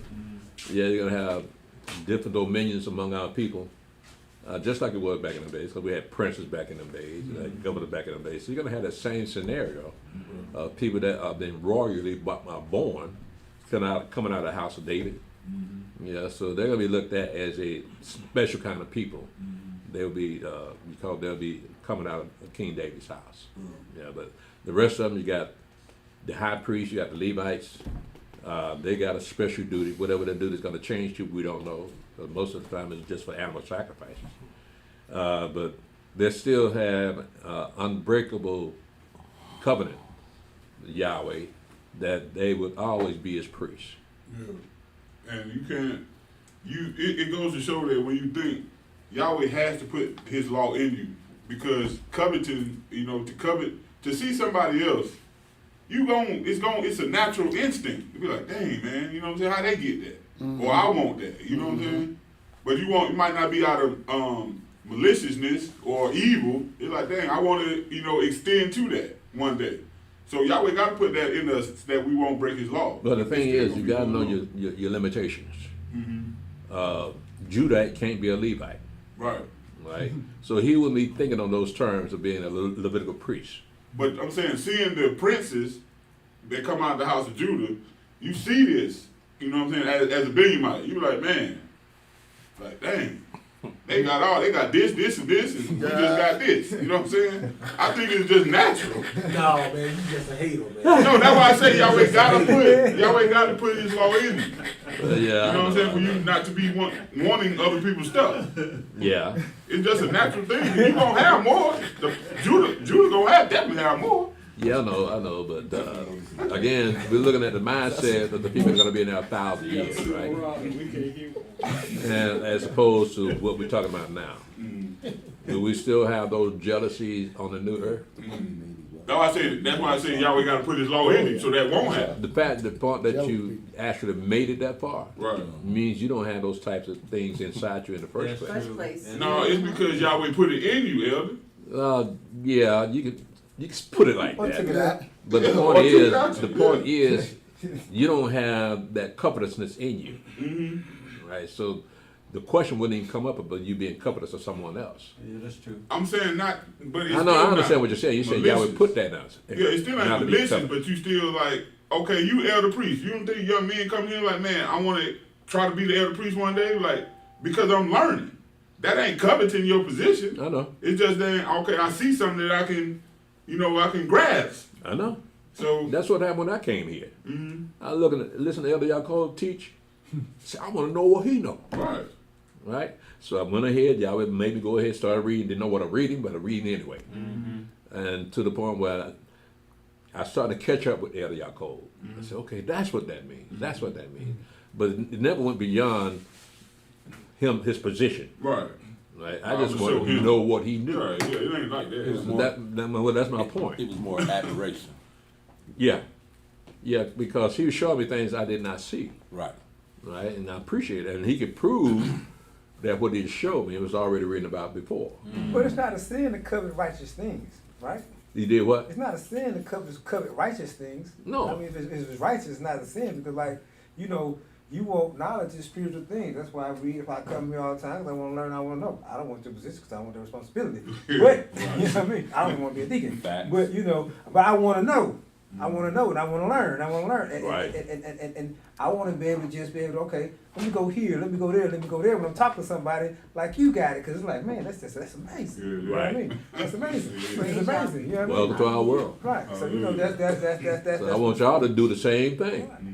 Like when you I know it's frustrating sometimes dealing with your own people because they just cannot hear what you're saying.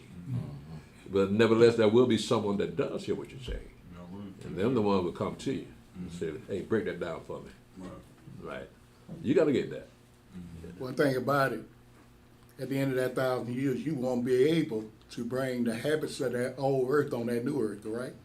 The habits. Yeah, because it's going to be sin in the kingdom of heaven, right? Mm-hmm. That's what I'm saying. So those kind of things, you know, coveting and all that, you're not going to bring that on that new earth. No, your whole mindset is going to change. Yeah. we don't even need no Bibles in that new earth, then, huh? Don't do no what? There will be no purpose in no Bibles in that new earth. No. No, because what more can you have besides eternal life? And then any question you got, Yahweh there, Joshua there, just like there's no point.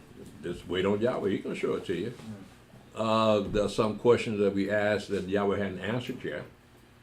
But that doesn't keep us from having our faith weakened because it hadn't answered our question yet. But over time, the answer will manifest themselves to you. And you wonder, is that correct? So you go to someone that you may be able to tell you, is this correct when I'm being shown? Because you have trust in the way this man is teaching. Right? And he can look at it and say, well, you can say either one is true, or another he can tell you, look at it a different way. That gives you options. Right? So there's nothing wrong with searching for the truth. In fact, that's what Yahweh wants you to do. Right. Search for the truth. If you can't find it in this person, find another person. Right? But you got to have a teacher. It tells you that all through the book. You got to have a teacher. You just can't pick up this book and read it and say you know what it's talking about. You can't be. It can't be done. It's not written like that. And our Father knew that. So what I quoted yesterday about Isaiah saying here a little, there a little, line upon line, precept upon precept. That's how you learn. Yeah. He broke it down to you. You're not going to learn it all at once. It's going to take some time. And I'm still learning. When you can't learn, that means you can't teach.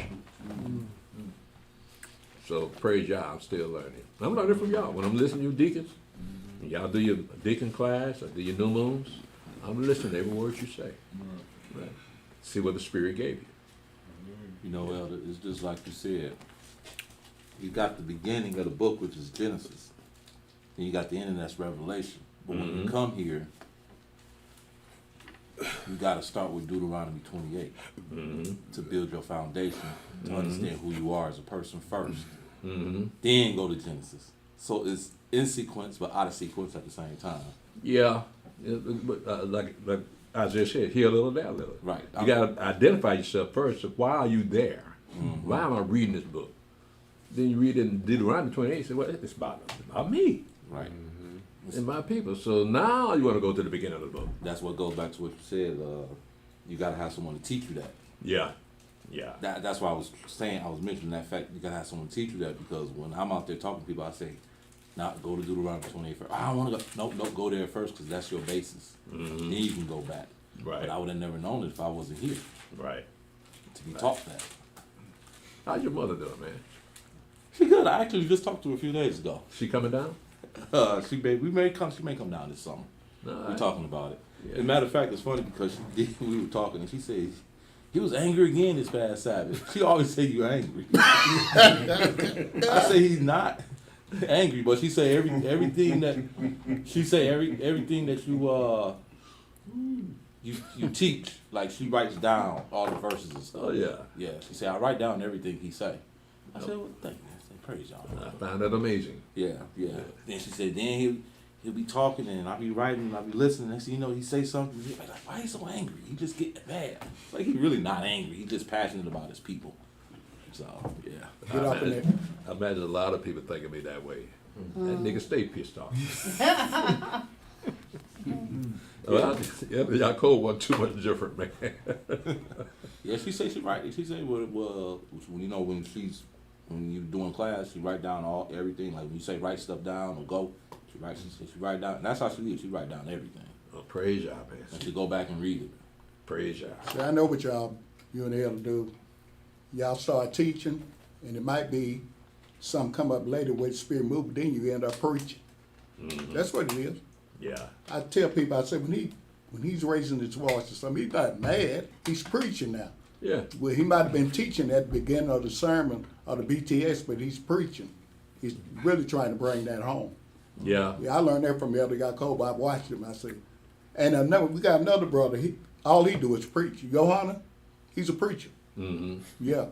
Yeah. He one of them fire and brimstone brothers. Yeah, I know, bro. That's it. They burn down the house. Let's go ahead and finish this up. We've been in this one chapter all day. Yeah. Revelation chapter 21, verse 23. And the city had no need of the sun, neither of the moon to shine in it, for the glory of Elohim did lighten it, and the Lamb is the light thereof. And the nations of them which are saved shall walk in the light of it, and the kings of the earth do bring their glory and honor into it. And the gates of it shall not be shut at all by day, for there shall be no night there. And they shall bring the glory and honor of the nations into it. And there shall in no wise enter into it anything that defileth, neither whatsoever worketh abomination or maketh a lie, but they which are written in the Lamb's book of life. Okay, so we see that, like you said, amen, the rest of the nation is going to need the sun and the moon, but not the new city of Jerusalem. So that begs the question, when do you get some rest? I was just about to ask that. You got eternal life. What you need the rest for? Right. I mean, you're gonna be up all day. You're just gonna be up all day like this. I mean, you got no night there. Will it still be wine? We still what? Will it still be wine? Lying. Wine. Wine? Will wine be there? I ain't see it on here. No liquor stores. Now y'all look worried. You don't want to go there. I ain't gonna say it. That's messed up. Messing up the Y'all didn't think about that, did you? That's messed up, man. Liquor store. What y'all gonna do now? No more bees, cigarettes, y'all gonna be in trouble. Don't want to stay on New River. We know it older. We know what that's gonna be about. Look, He told you me. ain't gonna have no alcoholics on the new earth, in the new heaven, right? Yeah. So you get that out your mind. Yahweh will read about that next week. What's gonna be growing there? Well, Elder, we got when you look at, you got trees and fruit and everything else, we still gonna have wine. I would say we have wine Do angels drink wine? if they want to. Oh, you do know that? I can't prove, but I'm Can you just. show me where an angel drank some wine? I can't. Gotta be some good wine. I don't think the angels drink wine, man. No, but angels have eaten things in the Bible. Yeah, they'll eat man's food. Yeah. But then Yahshua said he wasn't going to taste of the vine until the Father's kingdom. Well, that's Mashiach said, I will not drink of anything of the blood of the vine to the Father kingdom and shut up and Good point, Zach. So the Mashiach said he gonna drink, then they gonna drink again. Yeah, it is right. But that's during the kingdom of heaven. Well, look. They're not the same thing. If the host of heaven coming down with the Mashiach, we talking about angels here, right? If we gonna still be keeping feast, right? Yeah. Well, why wouldn't they, if the angels wanted to drink, couldn't they drink? If they wanted to? We know they don't need it. Angels cannot do what they want to do. No, but I'm just saying, if God allowed that, Yeah, that's all I'm saying. that's my point. They can't do what Yahweh won't allow them to do. Oh, They tell them, don't you drink none of that stuff over there. Oh, yeah, they, Right. yeah. And besides that, how's it going to affect them? It won't. It won't affect I them. mean, you No, can drink it won't. a gallon of wine, Yeah. 200 proof. Pull out one, pull out 6 hours one, straight. to pull out one and pull on it, it ain't gonna bother me. Because that wine intermixes with the bloodstream. Right. Angels don't have blood. They ain't gonna get, So that's a waste of wine. Yeah, we won't have blood at that point. How you know? On now new heaven, new earth. Heaven. Yeah. Blood, flesh and blood cannot inherit the kingdom of heaven. So why won't affect us either then? So it be no purpose us drinking. Yeah, it won't be no purpose for it, No right? purpose. Yeah, you ain't gonna feel it. What? No purpose for what? Wine. And the king Like of you, him, yeah, you like you gonna get tipsy. we ain't got no blood. You're going to be tipsy around the Mashiach. I mean, you're not I'm just gonna saying, ain't no need for it Ain't no because need for it it. Oh, ain't okay. gonna work no way. It ain't gonna work. And the You king know of what, him, Evan? we ain't got no blood. So it I ain't gotta gonna take, work I gotta take that back. Thank you, Steve. You can't put Yahweh's law on angels. No. So they wouldn't, no, during the feast, that's a built-in mystery, what they will be doing while we still, because, you know, the law's still gonna go on through the 1,000 years, right? We even found out recently it's still gonna be an atonement, right? But yeah, the angels, they don't have to fool with that, but they will be around us though, and they men, and we'll be looking at them, so that's another built-in mystery then. Yeah. We just have to see. Yeah, I know. The problem with people today, when they read stuff like this, they can't picture it in their mind. They can't conceive what this is talking about here because it's not happening right before. It's not clearly written out Right. what's really going to be going on. So they disregard, debunk what this is really saying. But they ain't written for unbelievers. It's written for the people that believe. The whole Bible is written for people that believe, not for the unbelievers. So they can say all kinds of untrue things about the Bible. So that they lied about this. Gospels was lies. That they say different things during different gospels, but you're missing the whole point of the gospels. You're missing the whole point of the epistles. Yeah, you're gonna have some differences because the gospel was written at different times and by different people. So they're gonna elaborate on what they saw and what they heard, but it still ties together because we still talk about a virgin birth.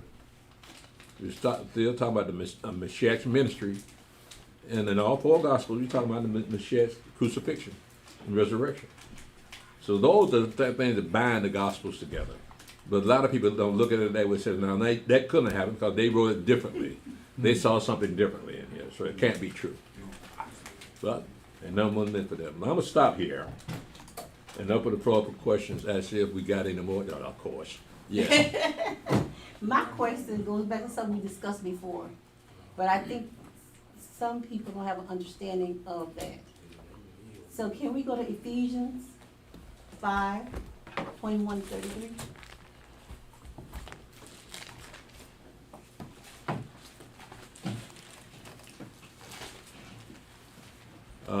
Ephesians 5:31 to verse 33. 21. 21 to verse 33. Yeah. And what is it you want to know about that? I want to know. My question is this: I'm a widow. You're a Jew? I didn't hear you. I She can't. said she a I'm a widow. widow. She a widow. You're a widow? My husband deceased, Yeah, of course. so I'm a widow. So I don't mean to sound like that that. means. Say what? What you say? Elder? He said me I something. didn't mean for it to sound like that. Oh, okay, that's okay. So Yahweh is my husband. Well, was what? Yahweh is my husband. Yahshua. Yeah, Yahweh. well, Okay, so that means he's not physical, he's spiritual. So I'm following what his word, right? about the husband and the wife, relationship between the husband and the wife. Yeah. And your question about that is what? Where do the widows come in? Whether when you they come have- into widows? Yeah, when they have no physical husband. Mm-hmm. Well, let's look at that. I'm gonna go to 1 Corinthians chapter 11.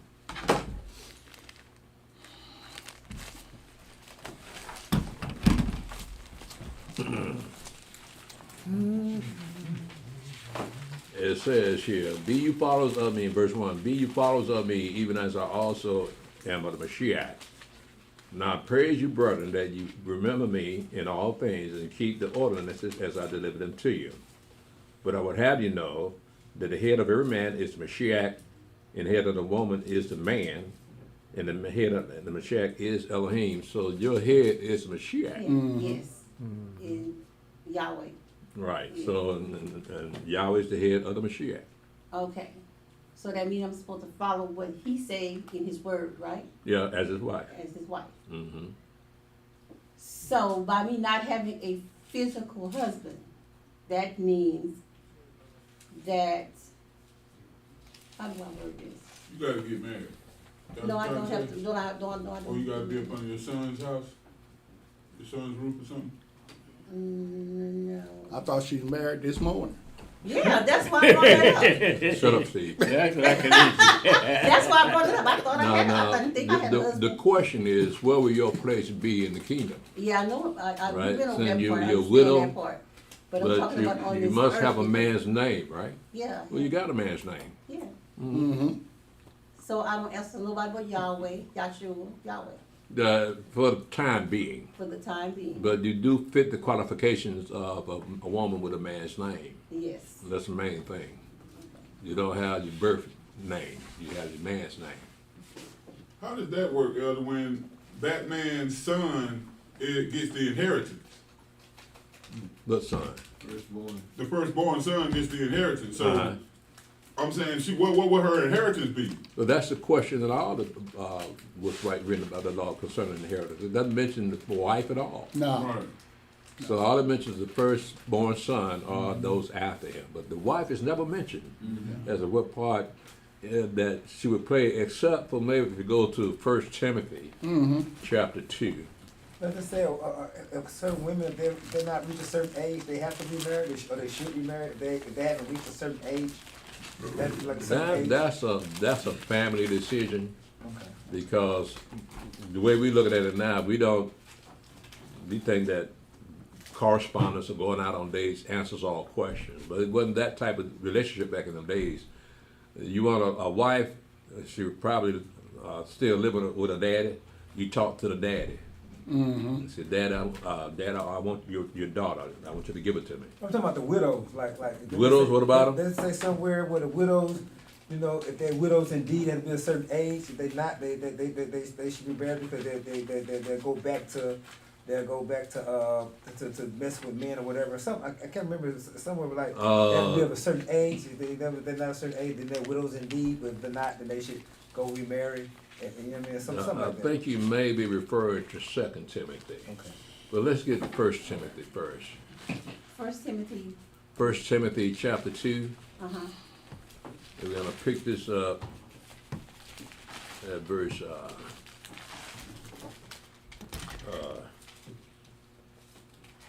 verse 9. It says, in like manner also that women adorn themselves in modest apparel with shamefacedness and sobriety, not with broidered hair or gold or pearls or costly array, but which become women professing godliness with good works. That the women learn in silence with all subjection. But I suffer not a woman to teach, nor to usurp authority over the man, but to be in silence. For Adam was first. Was you talking to black women? Oh, man.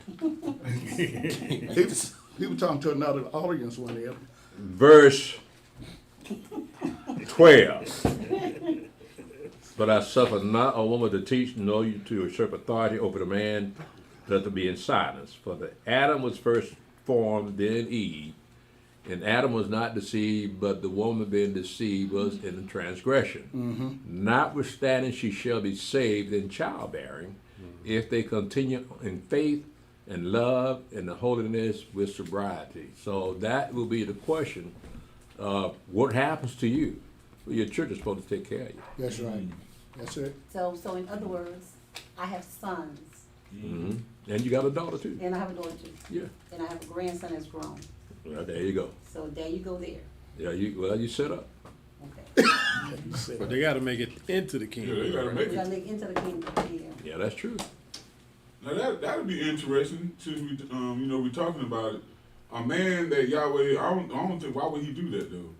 A man that is already deceased and still got land, but if his seed ain't gonna make it, he ain't got no. What's the point of him having land?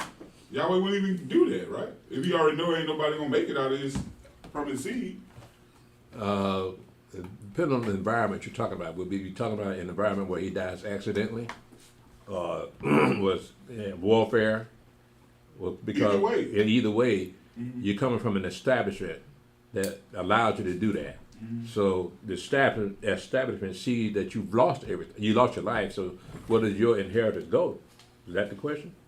Yeah, and then all his seed died too, so he wouldn't Yeah. have no land. Well, nevertheless, you got brothers. Right. Okay. Yeah. Right. Yeah. And the elders of the tribe, so they can go to them too. Okay. Okay.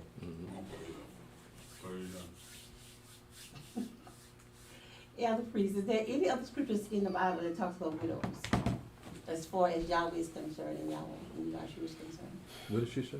It's in the other place in the Bible talk about widows as far as Yahshua and concerned. I can't recall right off where it mentions widows itself in 2 Timothy. Well, 1 Timothy.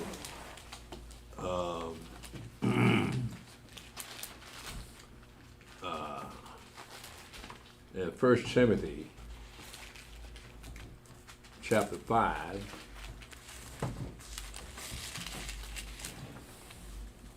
it says in verse 1, rebuke not an elder, but entreat him as a father.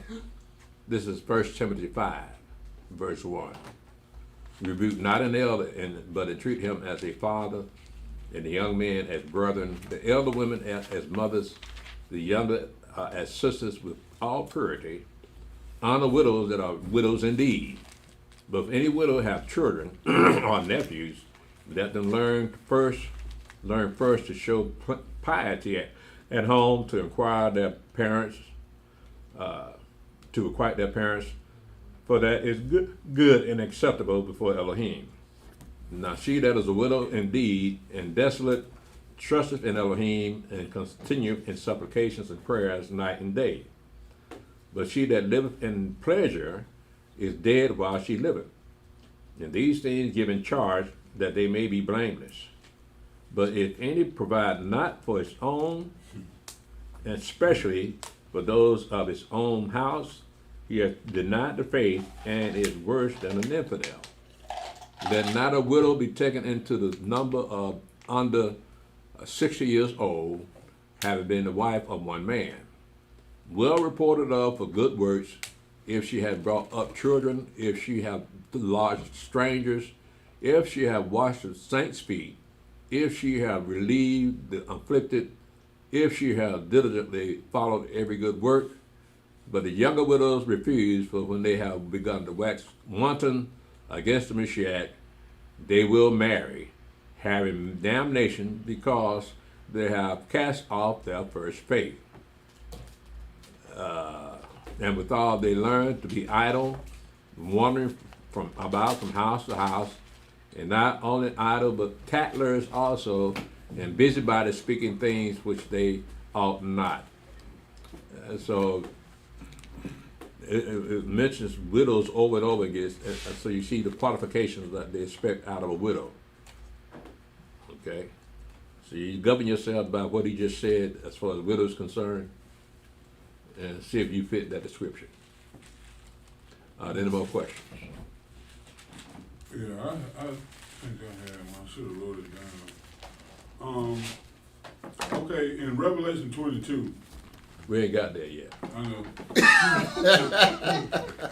I know. You don't give a damn, do you? If you don't want to. Well, go ahead. You brought it up. It just when it speaks in verse 2, when it speaks about the tree of life. Mm-hmm. Now I know this right here is, you know, the kingdom of Elohim, and we got eternal life. What would be the point of the tree of life? Because everybody gonna live forever. What would be the point for that? Same point that the tree of life had in the Garden of Eden. You still made of flesh, so you had to eat. Right? So that's what they had to eat, the tree of life, to sustain that eternal life. So it's the same thing with us. We're not angels, we're not Who spirits. is they? Because didn't nobody eat of it. Who? The tree of life? Right. In the garden? Yeah. What makes you think that? They ate of the tree, the knowledge of the good and evil. Yeah, but they didn't And say then they Yahweh- didn't eat of the tree of life. But that's why I'm saying Yahweh separated them, because you done said before, if they would have ate of the tree of life, sin would be here forever because they can't die. My point, that was before they sinned. They had access to the tree of life. But after they sinned, yeah, they had to be cut off from the tree of life. What would be the purpose of eating from the tree of life? And you can eat that. That means you good. It don't matter if you sin or not, because you done ate from the tree of life. Mm-hmm. So that's why I'm thinking in my mind. That nourishment is not forever. You still gonna be hungry. See, that's what I'm saying. Yeah, I don't understand that part then, because I'm thinking you can get a leaf off of it, and that's all you need For the rest of your life? But you'll live forever, but you still eat something else. You ain't got to eat this no more. Well, yeah, I mean, you have all manner of trees up there on that new earth. Right. So I understand the point of your question, because you just can't eat an apple on a new earth and expect that to last for eternity, right? So you will need, and you being made flesh, you're still flesh. Right. So you're gonna get those hunger pains. So when you're gonna eat again? That's the only thing you're gonna be eating are those things that's gonna extend your life. And then you got a tree with 12 manner of fruit on it. You Yeah. know what I'm saying? What's the point? It says in verse 2, in the midst of the street of it, and on either side of the river was there the tree of life, which have 12 manner of fruits, and yielded her fruit every month. And the leaves of the tree were for the healing of the nations. Right. So what do the nation need healing of? That's the question, isn't it? It got to be something spiritual. There's a spiritual healing. Right? So that's what that fruit would be made for, a spiritual healing. But we don't know what that feels like. Right. But apparently it'll be a thing when it's set up that the nation will need a spiritual healing. Okay. Right. All right. So again, we're not going to be made up entirely of a spiritual person. We're still flesh and blood people. So being flesh, you'll still need to eat. Yeah. Right. So same thing with Adam and Eve. Same thing with us. And then you got, damn, that's, I don't know, man. How you gonna defecate? You ain't got no blood. And, you know, it just, Ain't got no what? no blood. Like In the kingdom of heaven. no, it's Under Elohim. new heaven, new earth. Right. What makes you think you're gonna defecate? Well, I'm saying you eating, so it's a digest. What's the point of eating then? If you ain't gonna digest it. Didn't the angels eat man's food? They did. Did they not have to defecate? It doesn't say that they did. Well, the way they wouldn't, since they ain't got no blood in them. That's what I'm saying. So what's the big point of eating?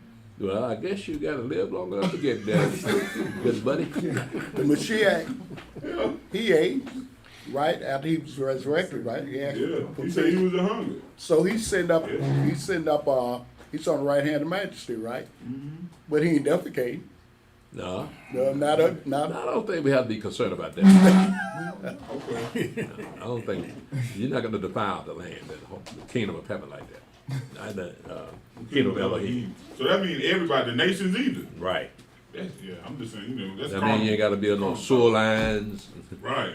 no water lines and nothing like that, because you won't be messing up everything. So Right. you can walk wherever you want to walk, and not have to worry about stepping in poop. Yeah. Yeah. Yeah, I missed something here, and I'm glad you brought that out.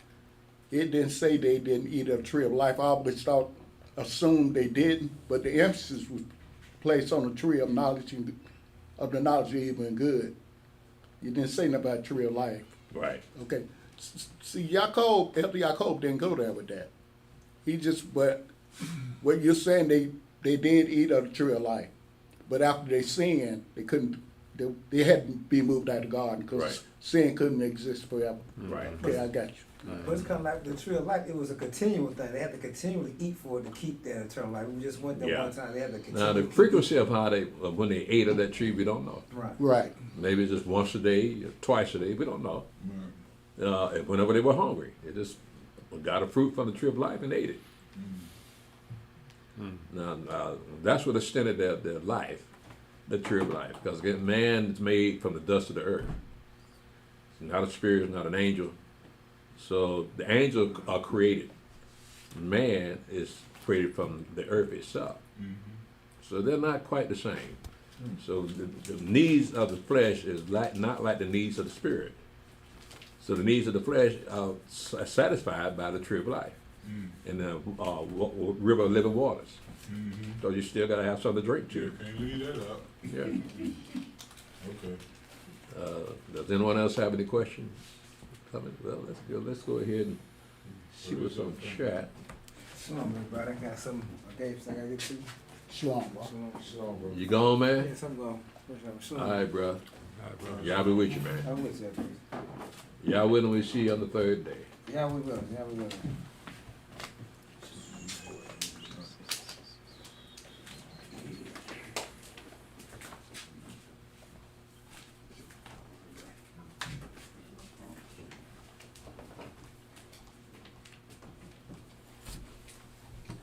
I got on Facebook Shamayan Yasharala Elder.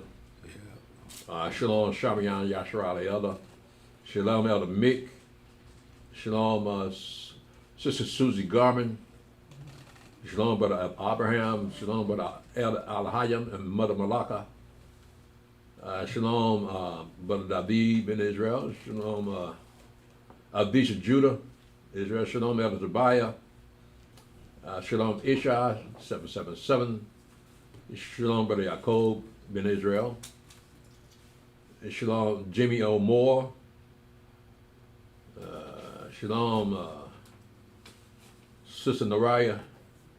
Shalom Brother David. Shalom Sister Susie Garman. Shalom Mother Kia from Elazar and Akia. Shalom, Elder Priest, Joseph, and family. Praise y'all. Good to hear from y'all. Wish you were back up in our city, but we have to live with what Yahweh gave us. It could have been worse. Shalom, Brother Otis. Shalom. That's who asked you that question. Hmm? You thought Hiliel asked you that question. It was actually Otis. He was asking This here?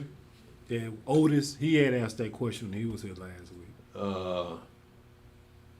Okay, he said that was me, Elder.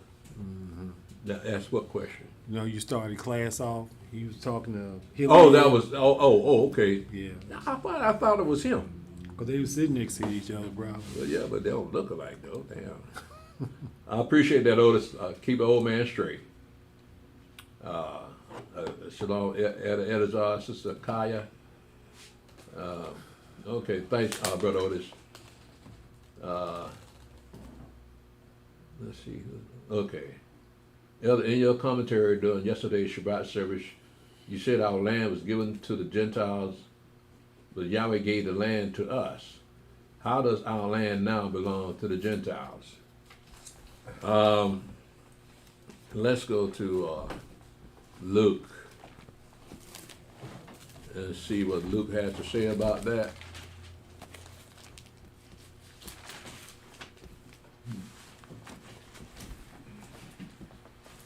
In Luke chapter 21,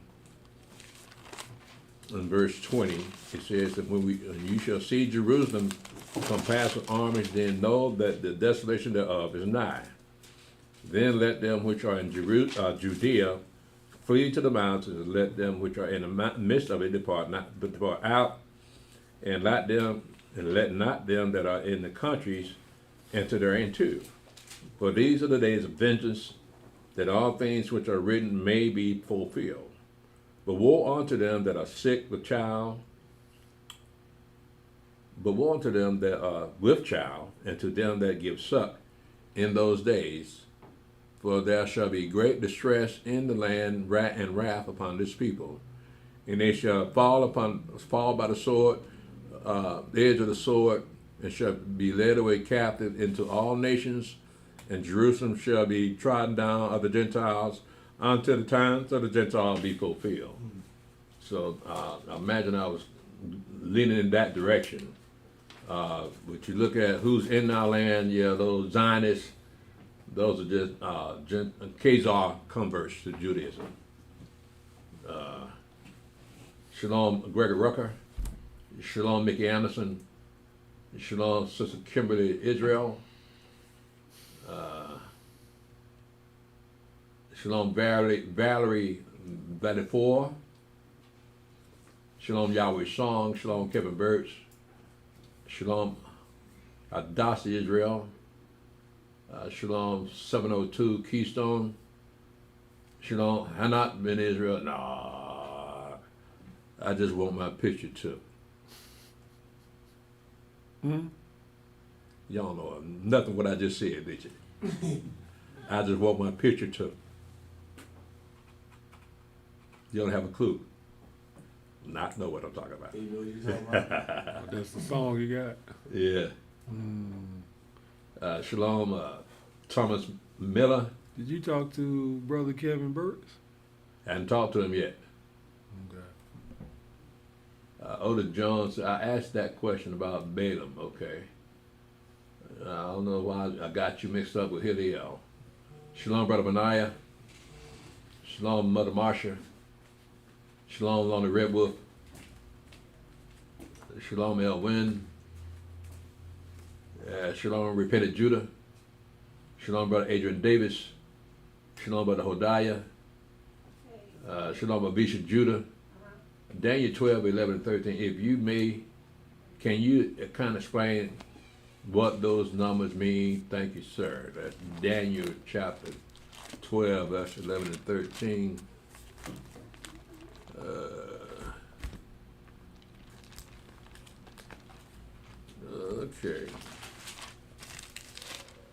Okay. 11 through 13. Okay. And from the time that the daily sacrifice shall be taken away, and the abomination that make desolate set up, there shall be 1,290 days. Blessed is he that waiteth, and cometh to the 305 and 30 days. So, but go thy way to the end be, for thou shalt rest and stand in thy lot at the end of days. Now look at the numbers that you're given. The original numbers will be 1,260 days, which equals out to 3.5 years, and that is the timeline that we read about in the book of Revelation. But in these particular passages, you got some more days added. You got 1,290 days, right? So that's 30 days more than 1,260 days. And then you get to verse 12, it says 3,000 to the 1,305 and 30 days. So again, you got some more extra days added to the 3.5 years. The question is, what do you do with the rest of those extra days outside the 3.5 years? Because that is the baseline of the timeline that we have in the book of Revelation, and also in the book of chapter 12 here. Because in Daniel chapter 12, it says in verse 7, I heard the man clothed in linen, which was upon the waters of the river, when he held up his right hand and his left hand unto heaven, and swear by him that liveth forever and ever, that it shall be for a time, times, and half a time, and when he shall have accomplished to scatter the power of the holy people, all these things shall be accomplished, be finished. So that time and times and half a time, that's 3.5 years. And so, again, the 3.5 years is reflected in the book of Revelation when you talk about the trumpets being blown for 1,260 days, and the vials of wrath are being poured out for 1,260 days. You got the wilderness experience going to be lasting 3.5 years. You got the Great Tribulation lasting 3.5 years with that one world government. So there's a lot of things based on that 3.5 years figure. But the point is, what about these extra days here we're talking about here in verse 11 and 12? Well, there has to be a timeline between us leaving America and us arriving in the wilderness, because the time we leave America, we got to get out of here and go to the wilderness. So what we have is where you put those extra days. You can say that they add up to what did I say? 3.5 months. Yeah, that's 3.5 months more than the 1,260 days. So what are you going to do with those 3.5 months? Well, you can use that time to justify us. The time from we leave America to get to the wilderness would take 3.5 months, because we're not going to come out of America just in one night like our father did. It's going to take some time, because there's so many of us that you're going to need that extra time. So that's what I'm putting those extra days in the time that we're leaving America and making it to the wilderness. And that's when the 3.5 years kicks in. So I hope that helped you out. Brother Vicha Judah, that's what I have on my end. That's what the Spirit giving me. So if you can find something better, let me know. Shalom, Melinda Curry. Shalom, Brother Cujo Goody. I hear a lot of Gentiles using Isaiah 54 and 17. Is that talking about them? Let's see what that says. No. 54 and 17. Yeah, I've heard them use this 1,000,000 times, man. Yeah, but they bad at cherry picking this book. You have to read the whole chapter. Yeah. You just can't say, well, that verse talks about us. No, it's talking about the children of Israel. Mm-hmm. Let me see here. What good place? I don't want to. Okay, I picked it up at verse 11. Mm-hmm. This is Isaiah 54, verse 11. It says, O thou afflicted, tossed with tempest and not comforted. Behold, I will lay thy stones with fair colors, and lay thy foundations with sapphires, and I will make thy windows of agates, and thy gates of carbuncles, and all thy borders of pleasant stones. And all thy children shall be taught of Yahweh. Great and great shall be the peace of thy children. In righteousness shall thou be established. Thou shalt be far from oppression, and for thou shalt not fear, and from terror, for it shall not come near thee. Behold, they shall surely gather together, but not by me. Whosoever shall gather together against thee shall fall for thy sake. Behold, I have created the smith that bloweth the coals and the fire, and that bringeth forth an instrument for his work. And I have created the waster to destroy. No weapon that is formed against thee shall prosper, and every tongue that shall rise against thee in judgment thou shalt condemn. This is the inheritance of the servants of Yahweh, and their righteousness is of me, saith Yahweh. So yeah, they'll run here, but don't read the rest of that chapter. Mm-hmm. Because this chapter is talking about somebody that's oppressed. White folks have never been oppressed. Mm-hmm. So it's meant for people that were looking for salvation, looking for somebody to ease that stress on them, the oppression thereof. And white folks, I'm sorry, y'all don't fit that. Y'all can cherry pick this book all you want. But Yahweh got his own people reading the book for themselves and say, nah, you ain't part of this. This not got nothing to do with y'all. Y'all love going here when you're frustrated. But it wasn't meant for you. I hope that, that I've seen them do it again, Brother Cujo. Shalom, Brother Terry Outlaw. Shalom, Kenneth. Shalom, Brother Kenneth Nichols. That was fake. Young people need to quit being suckers. You can carry a gun across the country from California to Washington, D.C. All right. Shalom, Morning Crisp. Shalom, Brother Roosevelt Petrie. Shalom, Brother Clarence Marks and Sister Yolita. Shalom, Heads Fire. I thought ignorance of the law cannot be an excuse. If they are eating unclean food, wouldn't they still be held accountable? Why would you say it's no excuse? Because when Uriah did that, when he was here and went to jail, had to go before the court, he was like, well, I didn't know that was the law. He told him ignorance of the law was of no excuse. So that's basically, and then that kept on going. I'm saying you said it too. So But that's why he's saying that. Is that phrase in the Bible anywhere? Oh, no. Well, that's my point. No, it ain't in the Bible. So how can the sacrifice for those things that are done out of ignorance be acceptable? Because ignorance of the law is no excuse. So if you don't know the law, that's yours. That's your problem.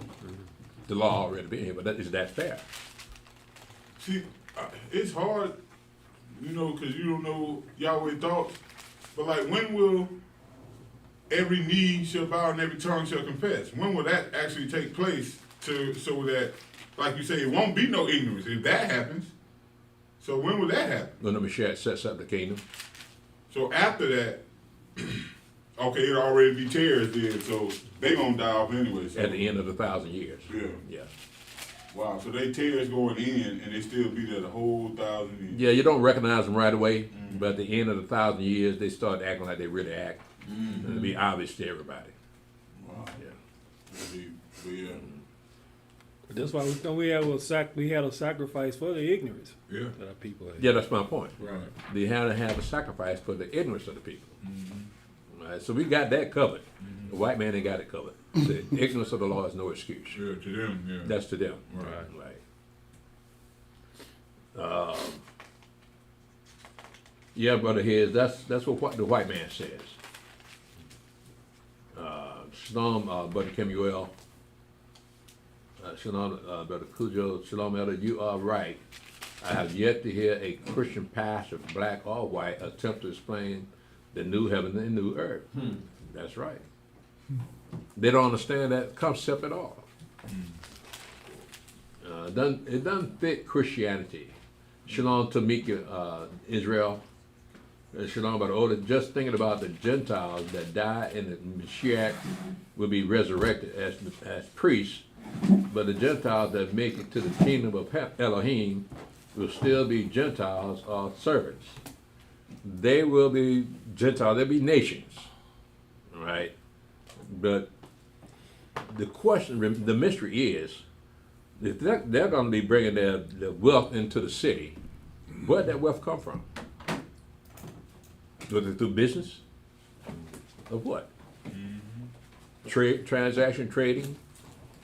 Where'd that wealth come from? And they're going to be bringing it to the city all the time.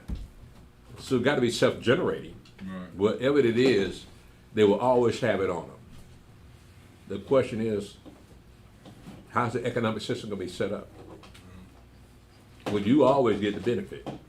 And they still be sustained. Right. Yeah.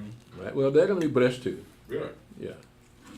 So that's again, that's not elaborated on. So we just have to wait till we get there. Always perfect will.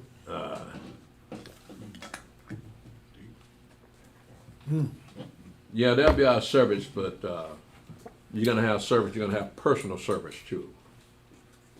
Shalom, Sister Rachel. Texas is 1,000. I guess she means miles from Atlanta. Shalom, Sister Aya. That's what I said. Shalom, no, somebody said Atlanta, Georgia is Texas 884 miles. What's the difference? 200 miles. Shalom, Julius Depending Brown. on where you're coming from. Shalom, Sister Angeline Rowe. Shalom, St. John the First, St. John 1, 13 and 15. Does this explain Yahshua being brought forth by the Father? And in verse 14, is it showing that Yah brought him forth as the only begotten and with us adopted? Okay, let's look at that. John 1, 13 and 15.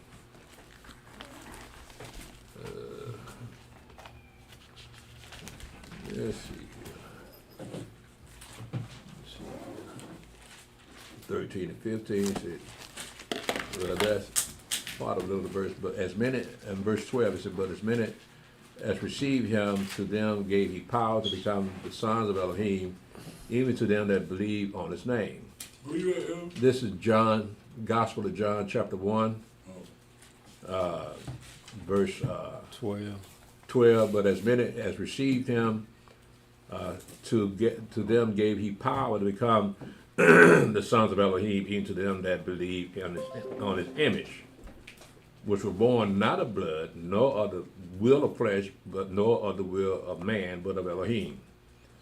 But the Word was made flesh and dwelt among us, and we beheld his glory, and the glory as of the only begotten of the Father, full of grace and You truth. said image, Elder. You said image. Gotta hear you. You said image instead of name. I didn't want Verse, nobody, what verse is that? 12, I don't want nobody out there. It said, but as many as received him, to them gave he power to become the sons of Elohim, even to them that believe on his name. He said image. I said image. He said, Y'all heard that too? yeah. I don't believe none of y'all. How many witnesses we supposed to have among us?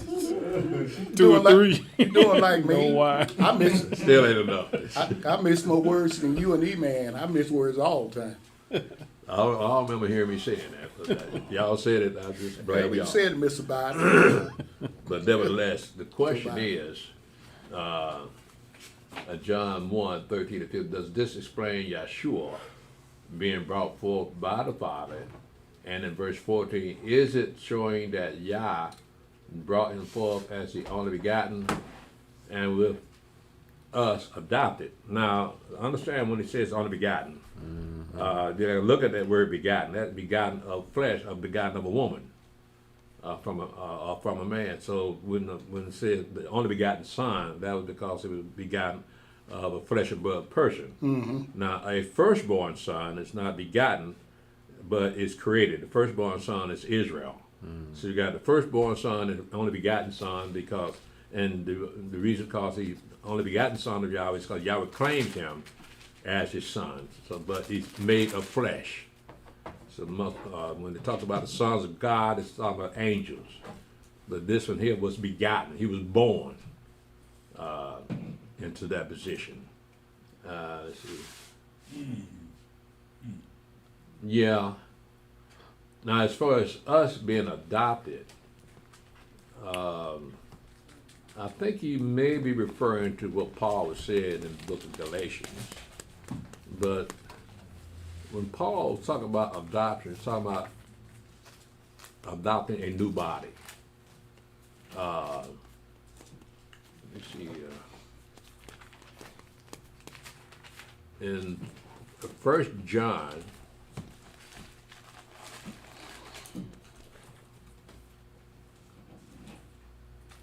in chapter 3, it says in verse 1, behold, what manner of love the Father hath bestowed upon us, that we should be called the sons of God, or sons of Elohim. Therefore the world knoweth us not, because it knew him not. Beloved, now are we the sons of Elohim, and it does not yet appear what we shall be. But we know that when he shall appear, we shall be like him, for we shall see him as he is. All right, so instead of the word adoption, when it talks about when the Mashiach returns, we'll be the sons of God just like he is. Elder, please, I know you're doing that, but when we just read in John verse 14, all right, so the word was made flesh once, it's going to be made flesh again. Only through the Mashiach Yeshua. Now that's a one-time deal just for our relationship with Yahweh, that he will be the one that we have to go through for Yahweh to hear our prayer, whatever, that we would have eternal life also. I'm saying technically, Israel is the word, and Israel will be in that kingdom, so he has to be made flesh too, right? So that's why I said that. Israel don't need to be made flesh. He won't be made flesh? So we'll be able to see spiritual things at that time, because we're basically spirit too, but we just flesh. Right. Okay. So again, we're looking at the Mashiach as a brand new creation. Being that he is called the Son of God, that Israel is Yahweh's firstborn son. So that's why when we read in Revelation 22, you're going to see two thrones. Right. And we don't know how that's going to work out, but it's significant that you got two thrones up there by two different individuals, but they're still both the same individual. Yeah, one's spirit and one's part flesh. Yeah, that's gonna be deep. Yeah, I know. So it's well worth considering. That I would want to see how that works. Right. Yeah. But you said in 14, it says begotten of the Father. That would be Israel, though, right? No, Israel is not begotten. Right. The Mashiach is begotten. I know we had a begotten of the Father. I mean, a man was begotten of, because of the woman. I thought that because of the begotten of the Father would have been Israel when he said in Exodus 4:22 when he was talking about his son. You were talking about verse 14. Yeah, in Exodus. And the Word was made flesh and dwelt among us, and we beheld the glory, the glory as the only begotten of the Father, full of grace and truth. So he's the only human being that Yah gave that spirit to. So now because of the relationship that he has with Yahweh, or the Father, Yahweh calls him, he's my only begotten son. Now, was he his only begotten son at his birth? No. No. Well, up until he got his baptism, was he on his only begotten son. Yeah, because I was looking at going back to Exodus when he was saying Israel was his son.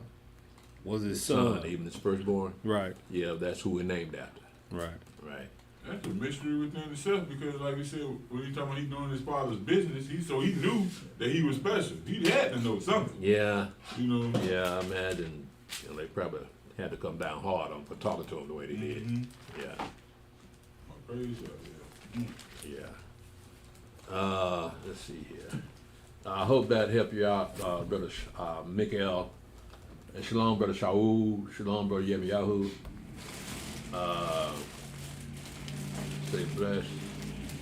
I thank you, man. Holy Yahweh, be magnified in the kingdom of heaven. We won't need the sun or moon.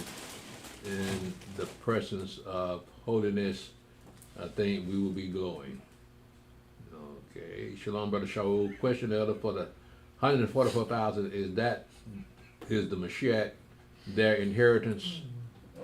Well, let's look at it and see. Let's go to Revelation chapter 14.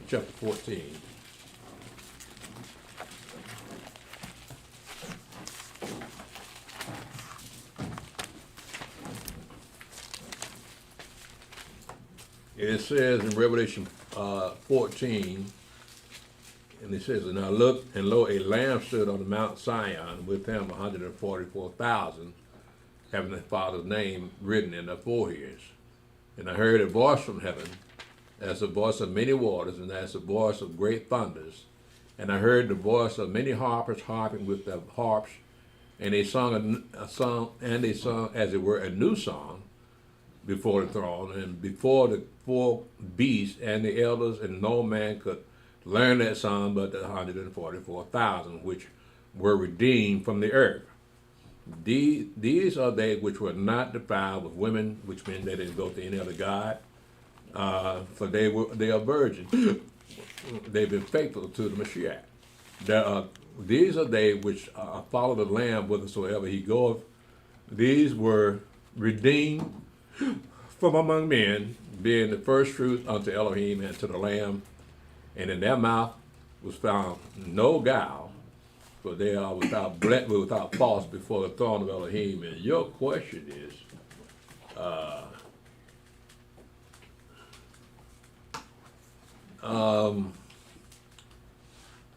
wouldn't put it quite that way, that they were the Mashiach's inheritance. They would just give it to the Mashiach. And you got to wonder, what was the purpose of them being 144,000, except to represent the 12 tribes of Israel? I can't really put it in terms of them, the Mashiach. Hold on a second here. Let's see. Verse 4, these are they which were not defiled with women, for they are virgins. These are they which follow the Lamb whithersoever he goeth. These were redeemed from among men, being the first fruits unto Elohim and to the Lamb. So the first fruits of God and the Lamb.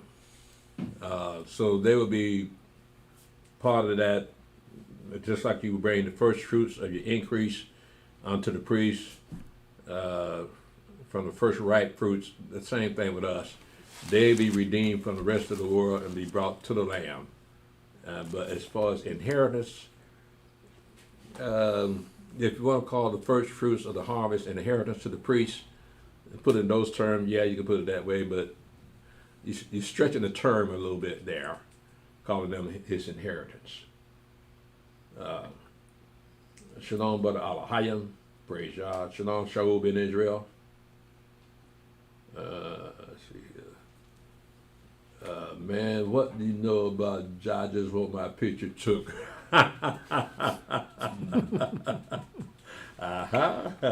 You know what I mean, Brother Cujo? You gotta step it up, bro. Old fart like me, keep it up. You slow it up, man. Shalom, brother yourself. Shalom, his father. So when you had read Romans 2:12, those that sin without law shall perish without law. That's not the same as sin. Ignorance of the law is no excuse, because they're gonna perish and not be judged.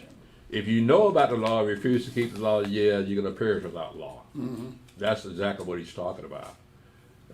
But if you didn't know that there was a law, then the law, the sacrifice of ignorance kicks in right there. But that's on the. But again, that is meant for all the people that know that there is a law. Shalom, brother Mickey Anderson. So Israel is the voice of Yahweh made flesh through Yahshua. Yes. Shalom, Levi, the believer. That it? Mm-hmm. All right. The question I sent you yesterday, who wants to know? Yeah, let me get that out right quick. Thanks, man. I almost forgot. Last time we said, who wants to know? We had about 10 questions across here. I just said his name. Huh? Right, just went out again. The whole thing. T-Rob. Sanford and Son.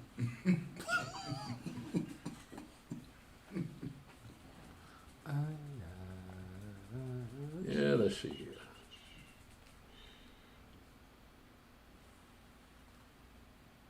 I don't know why I'm so slow whenever I come up to NCCI. Okay, here we go. Let's see here.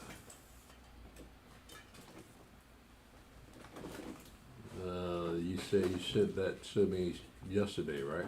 Yes, sir. Okay, let me see. Yeah, here it is. Who wants to know? Shalom, elder and brothers and sisters. Elder, did Yahshua die for the children of Israel only, for the whole world? Well, let's go to 1 John and see.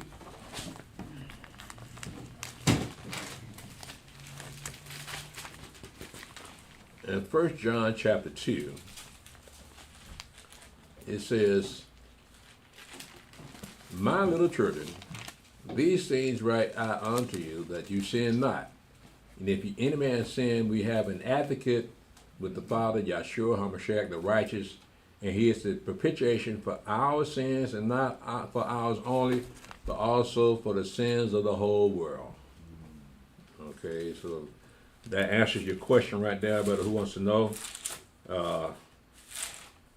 That in verse 1 and 2 of 1 John chapter 2, that answers your question. Yeah, he did die for the sins of the whole world, but he died for many. Keep that in mind. He didn't die for everybody. Right. All right, let's see here. That's about all. You saying no more?